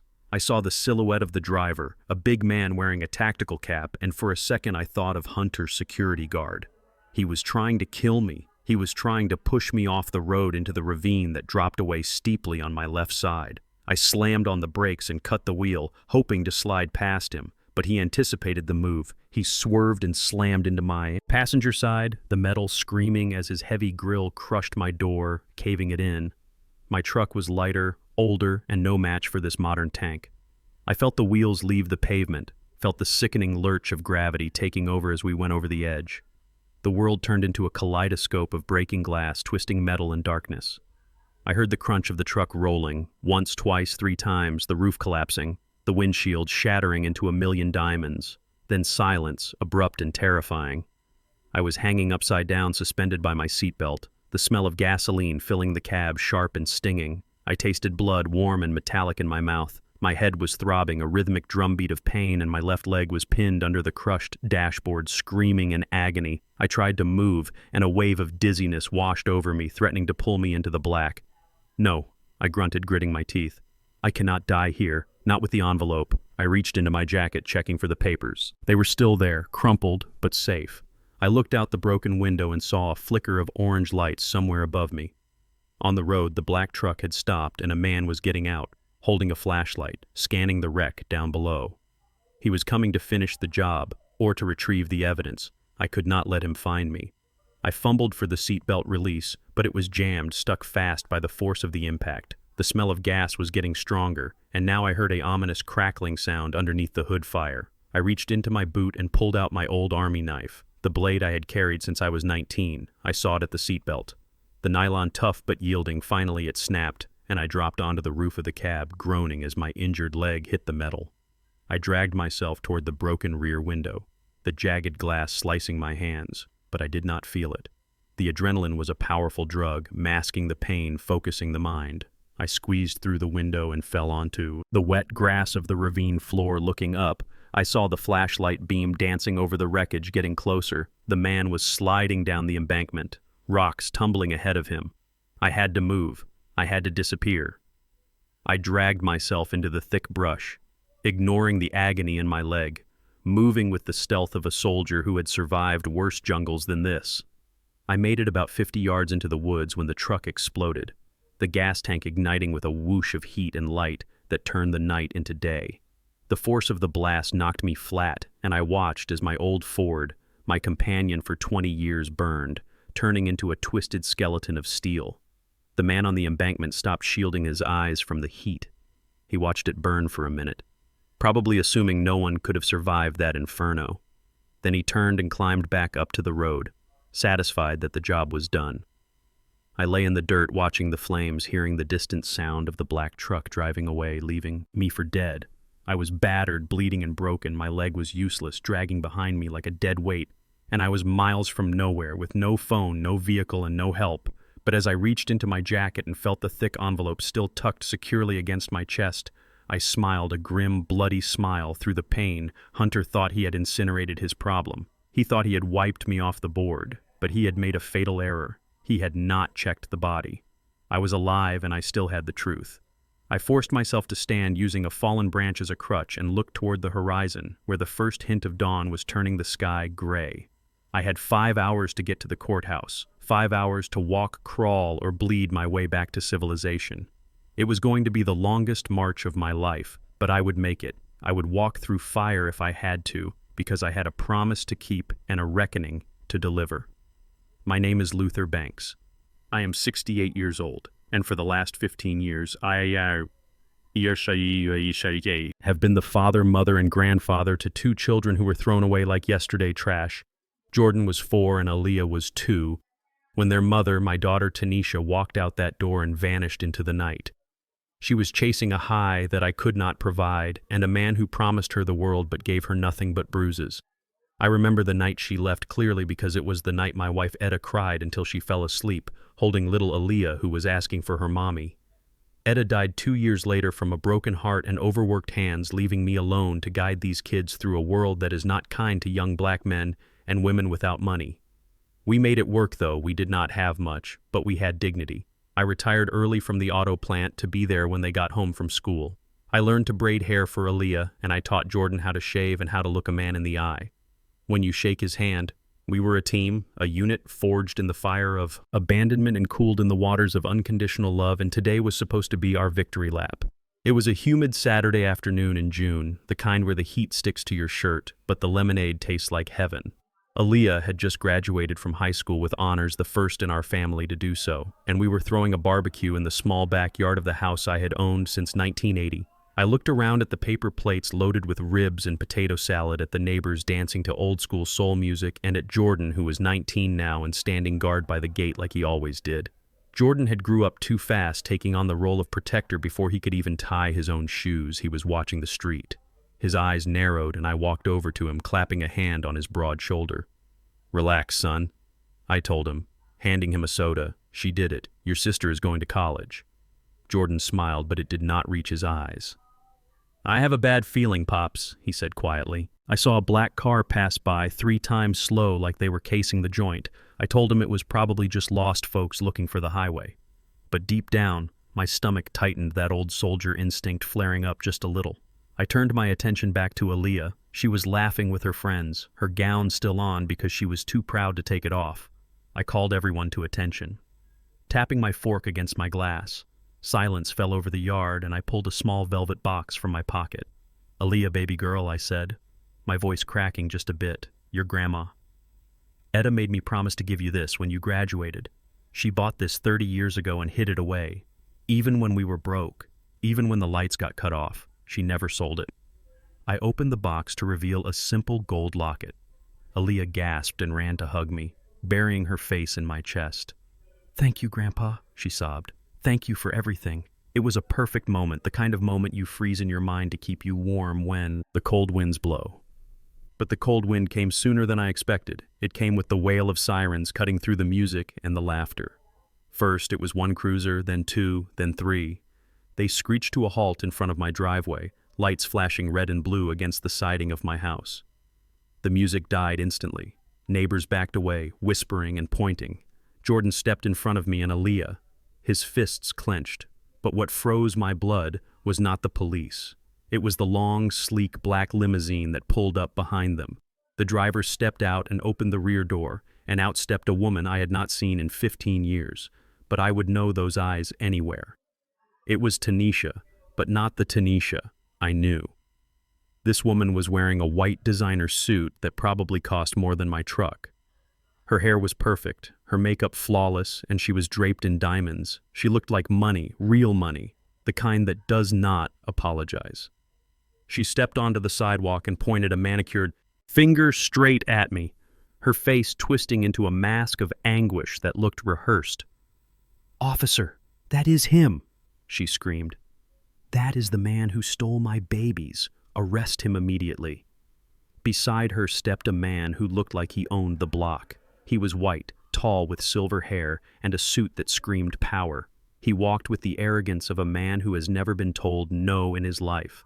This was Hunter Tanisha. New husband. I assumed, though I had never met him. He whispered something to the police captain, a man named Miller who had just transferred here last month and didn't know me from Adam. Miller nodded sharply and marched up my driveway, his hand resting on his holster. "Mr. Banks, put your hands where I can see them," Miller barked, ignoring the fact that I was holding a hugging teenager. "Step away from the girl." I gently pushed Aaliyah behind me. "Stand down."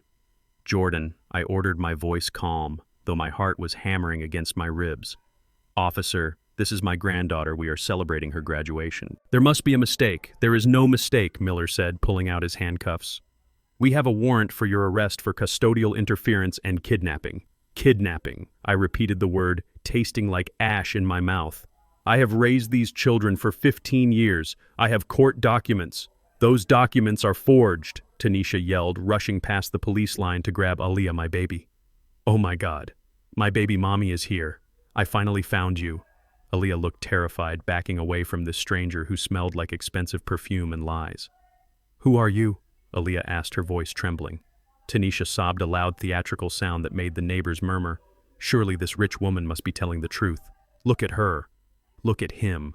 They must have thought I am your mother, baby. Your grandfather stole you from me. He told me you were dead. He kept you hidden all these years. It was a lie so big, so audacious that it took the air out of my lungs. I stepped forward to speak, to tell the truth about the crack pipe I found under her bed 15 years ago, about the empty bank account, about the note she left saying she could not handle the burden of kids.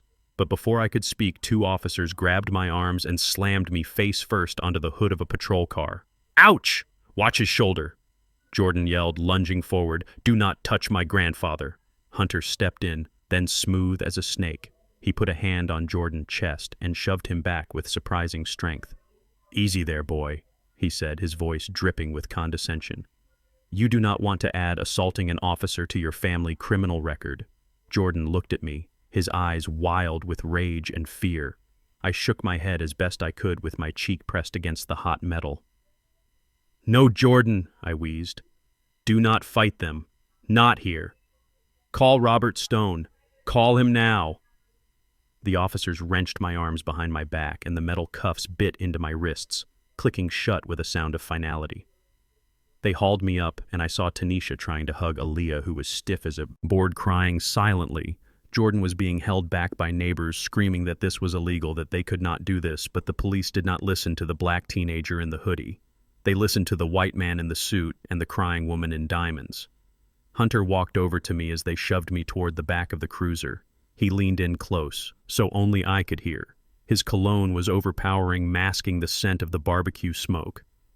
"You did a good job, old man," he whispered, a cruel smile playing on his lips. "They are healthy, well-mannered, and exactly what we need. Thanks for fattening them up for me now. Do yourself a favor and die in jail. It will be cheaper for everyone." He patted my cheek disrespectfully and stepped back, nodding to Officer Miller. "Take him away, Captain. He is dangerous."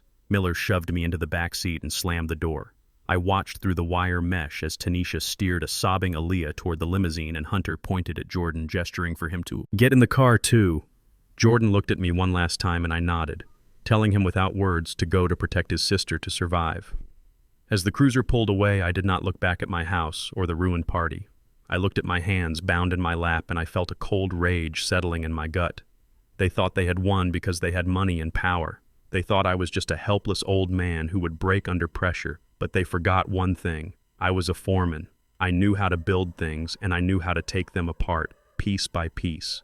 Tanisha had forgotten who raised her. She had forgotten that Luther Banks does not break. He waits. And while I waited in that cell, I was going to plan the most painful lesson my daughter would ever learn.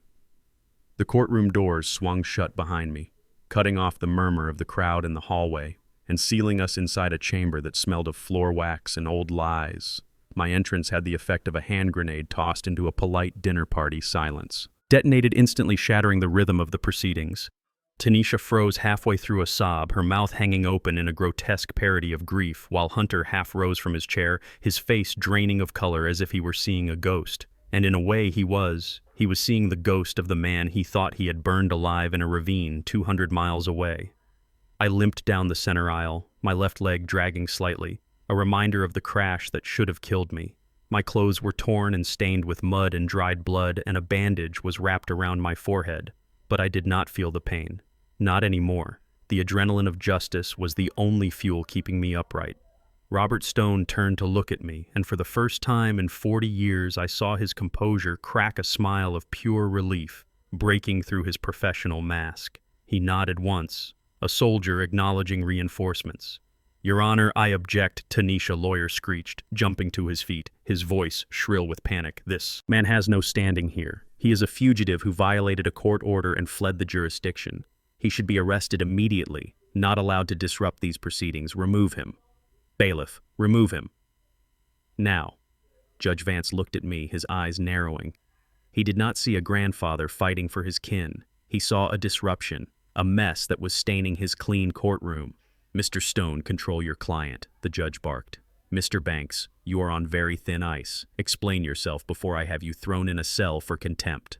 Robert stepped forward, his voice booming, filling the room with the weight of authority.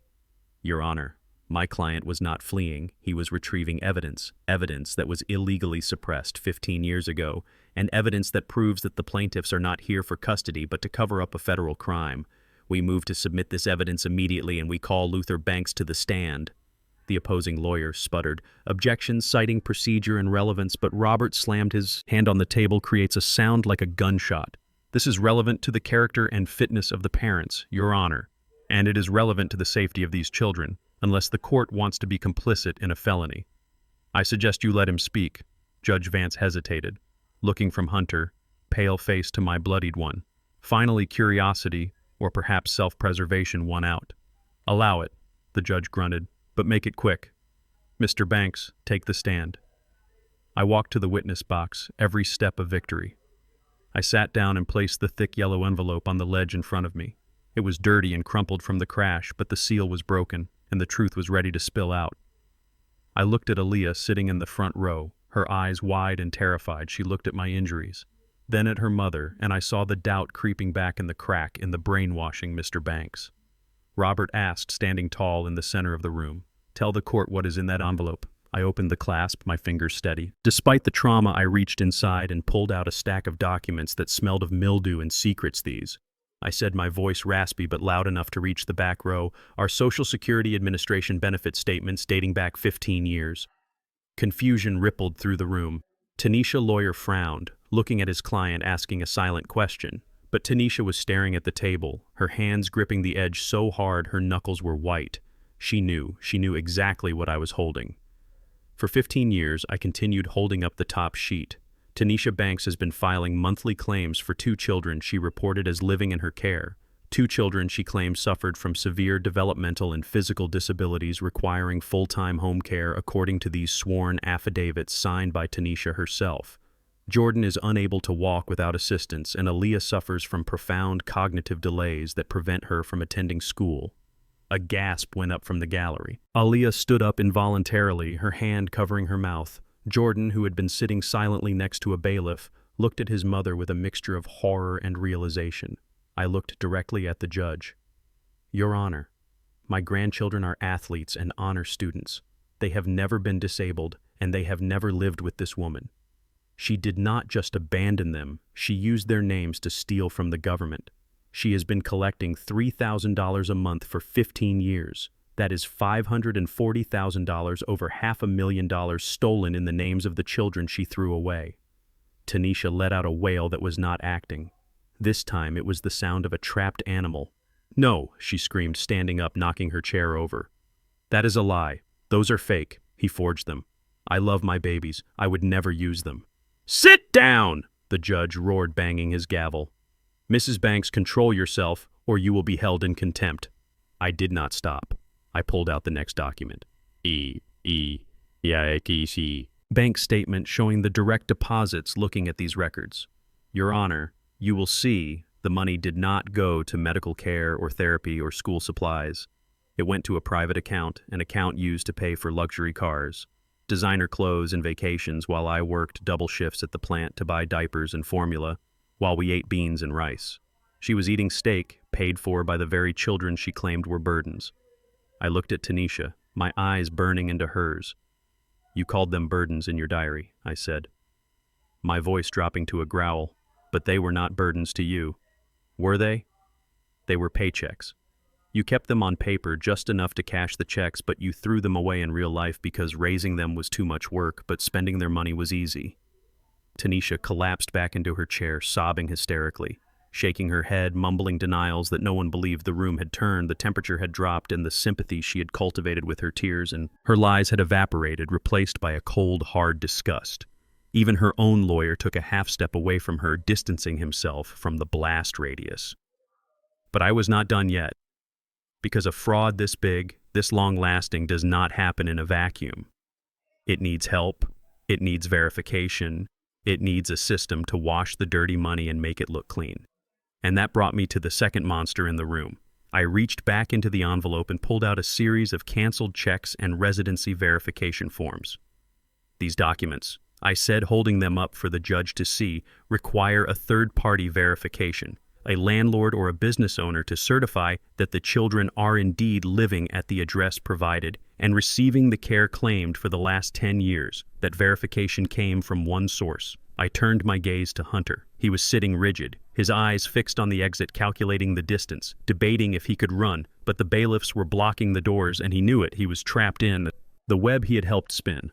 "The verification comes from Hunter Real Estate Holdings," I announced, reading the stamp on the bottom of the forms, specifically from a subsidiary managed by Mr. Hunter.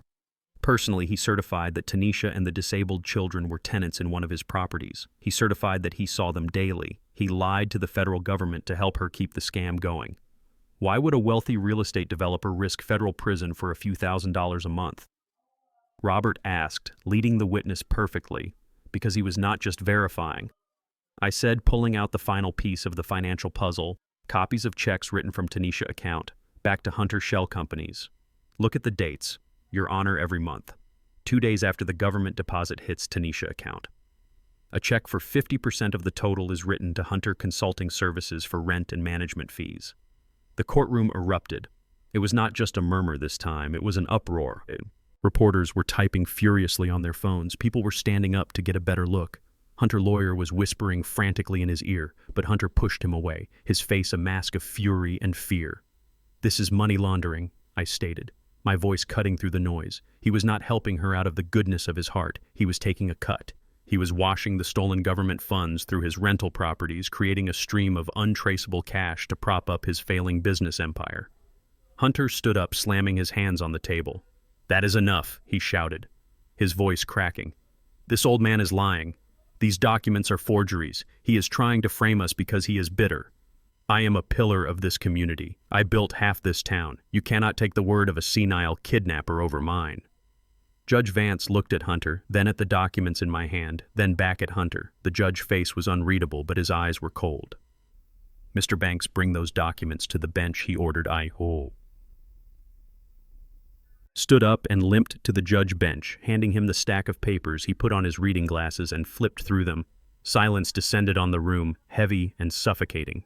The only sound was the rustling of paper as the judge traced the path of the money, the path of the lies. After a long minute, Judge Vance looked up over his glasses, his gaze fixing on Hunter. "Mr. Hunter, these verification forms bear your signature and your corporate seal, and these bank statements show direct transfers to your personal holding company. Do you have an explanation for why you were collecting rent for 2 children who we have established were living with their grandfather 200 miles away?" Hunter opened his mouth, but no sound came out. He looked at Tanisha, who was a sobbing mess. Then he looked at me, and for the first time, I saw the arrogance break. I saw the realization that his money could not buy his way out of this one. He was not just looking at a custody battle anymore, he was looking at a RICO case, he was looking at decades in a federal penitentiary. I did not know, Hunter stammered, the fight draining out of him. She told me they were there. I never checked the units. I own hundreds of apartments. I just signed what my property managers put in front of me.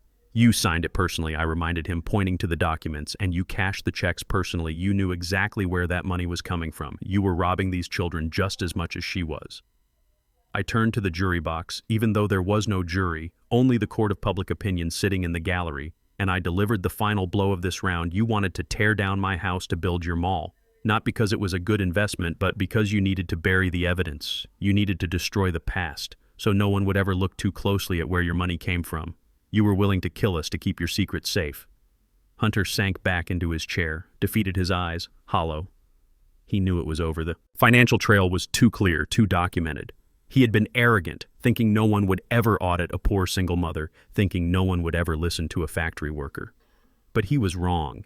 I looked at Jordan and Aaliyah. They were clinging to each other, looking at the adults who were supposed to protect them, and seeing them for the monsters they were. The betrayal in their eyes was heartbreaking. But it was better than the lie. It was the pain of a bone breaking, so it could be set right. The judge leaned back, rubbing his temples.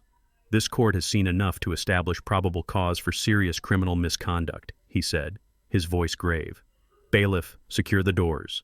No one leaves this room until the federal authorities arrive. I am declaring a recess to review this evidence and to determine the immediate custody of the minors. But I was not done. I had one more paper in the envelope, one more secret that would shatter what was left of their world and turn their hatred into something far more personal. The money was just the greed, but what came next was the biological betrayal that would sever the tie forever.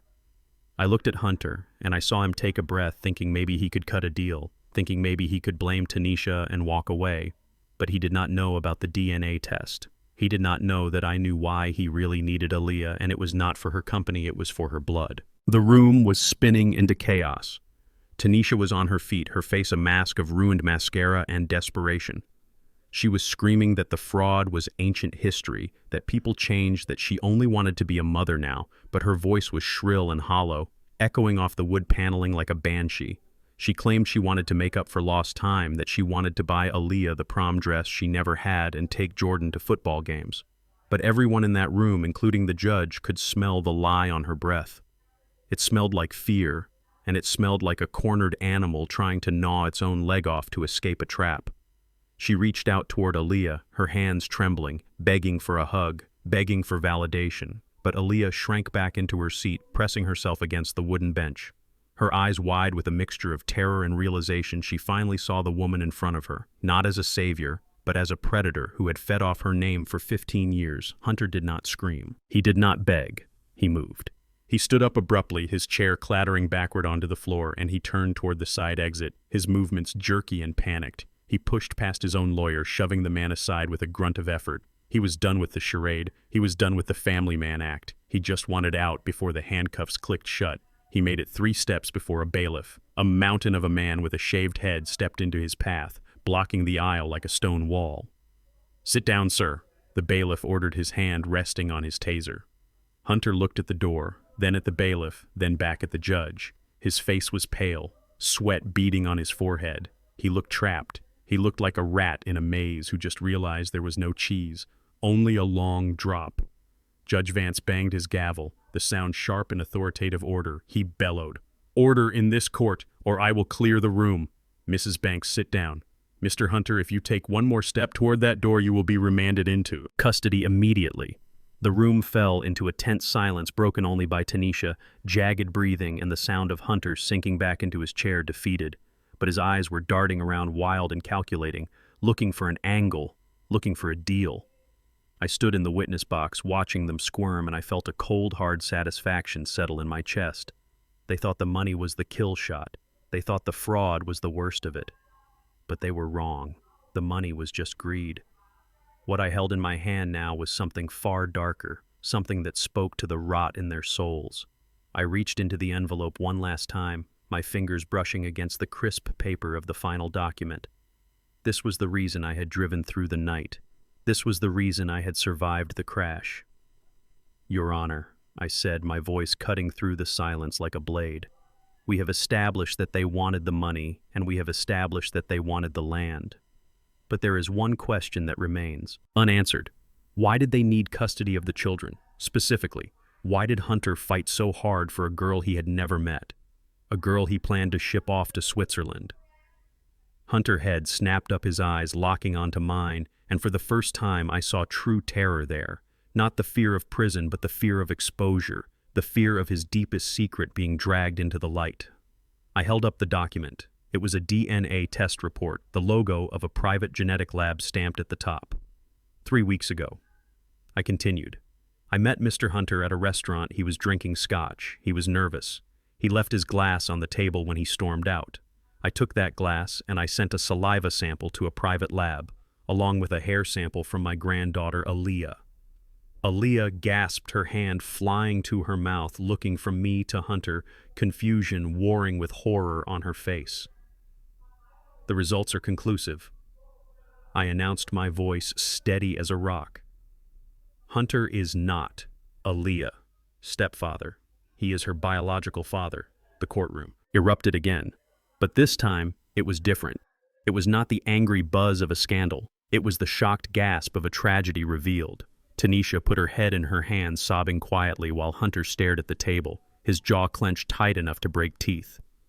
17 years ago, I said, turning to the jury of public opinion, Tanisha was not just a wild girl running the streets. She was the mistress of a wealthy, married real estate developer named Hunter. He was older, he was rich, and he promised her the world. But when she got pregnant, he did not leave his wife. He did not buy her a house. He gave her $5,000 and told her to get rid of the problem. I looked at Tanisha. Tell them I challenged her. Tell them why you came back home pregnant and broke. Tell them why you hated that baby so much. You left her with me and vanished. Tanisha looked up, her eyes red-rimmed and hateful. He promised he would come back for me, she whispered, her voice trembling. He said, if I handled it, he would come back later, but he never did until now. So you kept the baby, I said, finishing the story for her, but you resented her every day. She was a reminder of the man who rejected you. That is why you left. That is why you ran off with a dealer, because looking at Aaliyah was like looking at your own failure. But Hunter came back, didn't he? I turned my gaze to the man in the expensive suit shrinking in his chair. 15 years later, he knocks on your door. He is divorced. He is desperate, and suddenly he wants to be a family man. He marries you. He buys you diamonds. He promises to get your kids back. Why? Hunter slammed his fist on the table. Shut up, he roared. Shut up, old man. You do not know what you are talking about. This is private medical information. It is evidence of motive, I shouted back over him, holding up the second part of the report, the part that I had obtained from Mrs. Jenkins' files, the part that connected the dots in a way that made the blood run cold. Hunter did not come back for love. Declared, pointing a shaking finger at him, he came back because he is dying. The silence that followed was absolute, heavy, and suffocating. Aaliyah lowered her hands, her eyes fixed on the man she now knew was her father, the man who had bought her boots and bags but never asked her favorite color. I held up a medical file, a copy of a report from the City Oncology Center obtained through the discovery phase of the lawsuit Hunter himself had filed against a contractor weeks ago, acute myeloid leukemia. I read the diagnosis loud and clear. Aggressive and advanced chemotherapy is failing. He needs a bone marrow transplant to survive, but he has a rare tissue type. None of his siblings are a match. There are no donors on the registry. I walked to the edge of the witness box, leaning over the railing so I could look straight into Hunter's soul.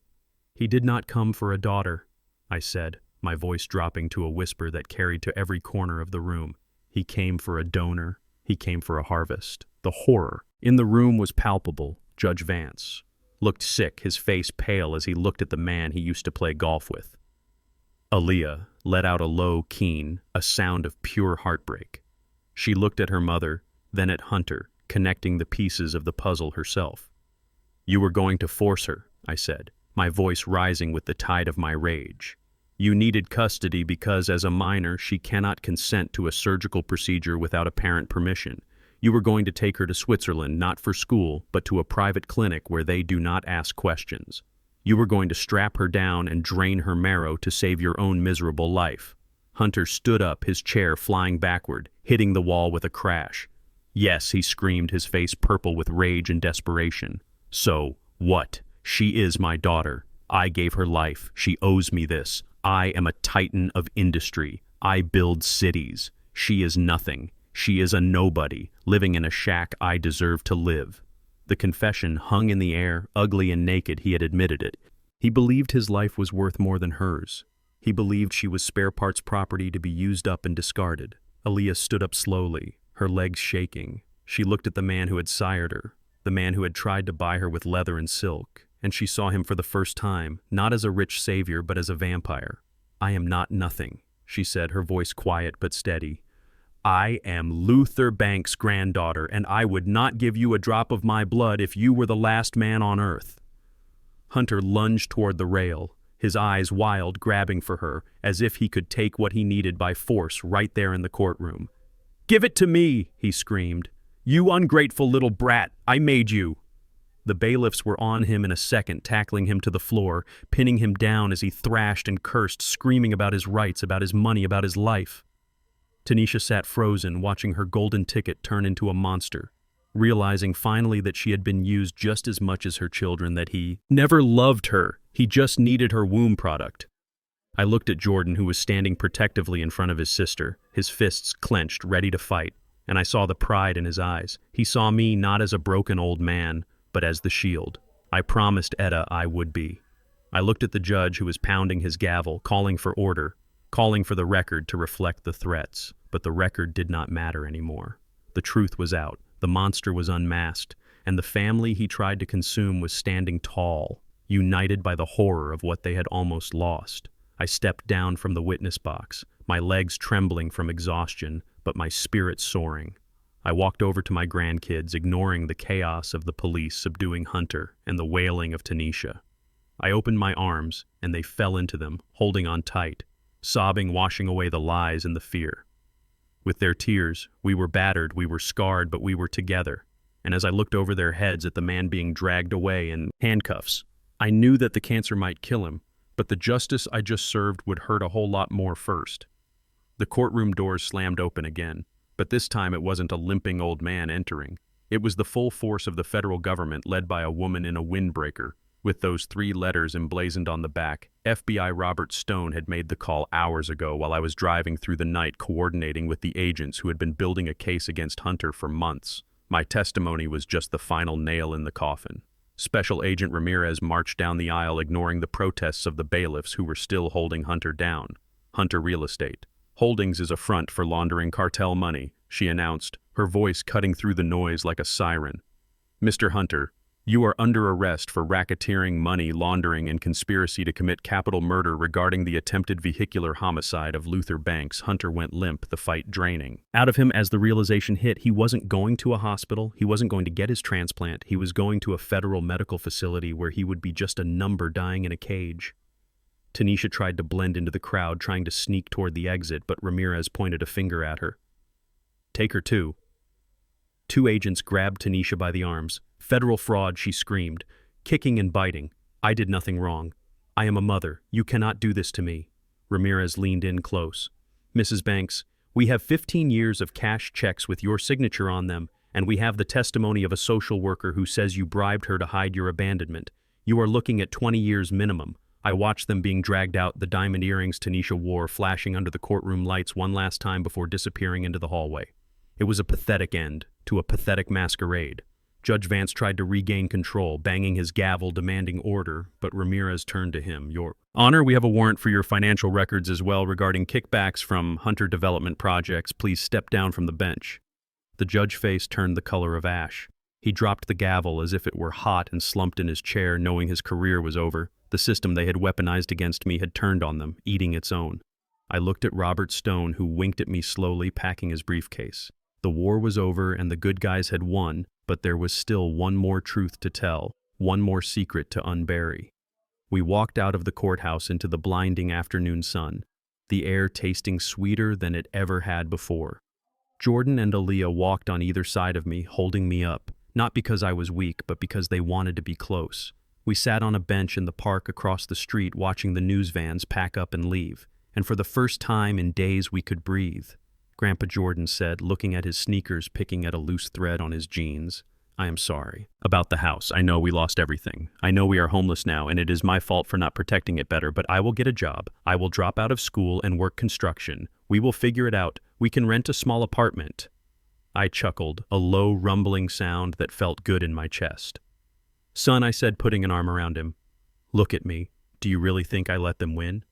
Do you really think I played this game without knowing the score? Do you really think we are broke?" Aaliyah looked up, confused, wiping the last of the tears from her face. "But Grandpa, you worked at the factory. You drive that old truck. We ate beans and rice for years. You always said we had to save for a rainy day." I reached into my pocket and pulled out a worn leather wallet. Inside, tucked behind a picture of Etta, was a card. Not a credit card, but a business card for a patent attorney. "I worked at the factory." "Yes," I said, my voice steady. "But I was not just a foreman. I was an engineer at heart. 20 years ago, I invented a valve system for the assembly line that increased efficiency by 40%. The company bought the patent from me for a lump sum plus royalties." Their eyes went wide. "Royalties," Jordan whispered. "Every car that rolled off that line put $5 in my pocket." I explained. "I took that money and I bought land, not just our lot, but the acres surrounding the old industrial park land that nobody wanted back then, but land that is now prime real estate. I did not tell you because I wanted you to know what it means to work. I wanted you to build character, to know the value of a dollar, not just the price of things. I saw what money did to your mother, how it twisted her, how it made her think she was better than everyone else, and I swore I would not let it happen to you. So I lived like a pauper and I saved every dime." "How much?" Aaliyah asked, her voice barely a whisper. "The land deal. Hunter was trying to force through," I said.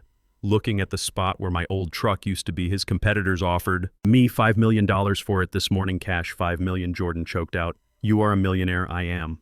I nodded. "But I am a millionaire who knows how to fix a leaking pipe and how to cook a stew out of leftovers. And now, so do you. You have the character. Now you can have the comfort. I wanted to make sure you were strong enough to handle the weight of gold without breaking. And after what I saw in that courtroom, after seeing you stand up to monsters, I know you are ready." I sold the land the next day, not to Hunter Shell Company, but to a green energy firm that wanted to build a solar park. They paid top dollar, and they promised to name the park after Etta. It was a fitting tribute to the woman who lit up my life and who died protecting the very future we were now going to live. With the check in hand, I did not buy a mansion. I did not buy a fleet of sports cars. I went to the RV dealership and bought a 40-foot luxury motorhome with 3 slide-outs, a full kitchen, and satellite internet. It was a beast of a vehicle, a land yacht designed for seeing the world on our own terms. Jordan drove the first leg, his eyes bright with excitement as he navigated us out of the city limits, his hands confident on the wheel. Aaliyah sat in the passenger seat, navigating, looking up colleges in California and New York, knowing she could go anywhere she wanted, now knowing she was not a burden, but an heiress who had earned her place. We stopped by the county jail on our way out of town. I did not go inside. I just parked the massive RV in front of the visitor center for a moment, watching the barbed wire fences and the gray walls. Tanisha was in there somewhere, waiting for arraignment, waiting for a life without diamonds, without lies, without the children she threw away. She would have plenty of time to think about the milk she never bought and the father she underestimated. I rolled down the window and let the wind hit my face, smelling the exhaust and the freedom goodbye. "Tanisha," I whispered, "you wanted to be famous. Well, now you are the most famous inmate in Cell Block C. I hope the suit was worth it." I looked back at my grandkids, Jordan laughing as he figured out the cruise control. Aaliyah singing along to the radio, her smile genuine and bright for the first time in weeks. They were safe, they were loved, and they were free. I cleared my throat, getting their attention. "Listen to me," I said, my voice thick with emotion. "Remember this feeling. Remember what we fought for. Family is not blood. Tanisha proved that Hunter proved that family is not about who you share DNA with. It is about who stands next to you when the world is throwing eggs. It is about who sleeps in a truck to watch over you. It is about who breaks you out of a basement family, is the people who never leave. Jordan looked in the rearview mirror, his eyes meeting mine. We are family, Pops, he said forever. Forever, I agreed. Put the hammer down, son. Let us go see the ocean. As the RV merged onto the interstate heading west toward the setting sun, I closed my eyes and finally let myself rest. The war was over. The monsters were in cages and the good guys were riding off into the sunset, just like in the movies, only better because this was real, this was earned, and it was ours. Did you like my story? Let me know in the comments where you are watching from. If you enjoyed seeing justice served, hit the like button and subscribe for more stories of truth and redemption. See you in the next one with love and respect. My journey proves that the strongest bonds aren't forged by DNA, but by loyalty, sacrifice, and the choice to stay when the world turns its back on you. Tanisha and Hunter believed that wealth and status gave them the right to treat people as disposable, but they discovered that true dignity has no price tag. We often underestimate the quiet strength of those who have weathered life's storms, forgetting that a foundation built on lies will always crumble before the truth. In the end, your real legacy isn't the money you hoard, but the people you protect. Family isn't who you are born with. It is who you are willing to die for. If you believe that justice was finally served and that real family is defined by love rather than blood, hit that like button and subscribe to join our community of survivors.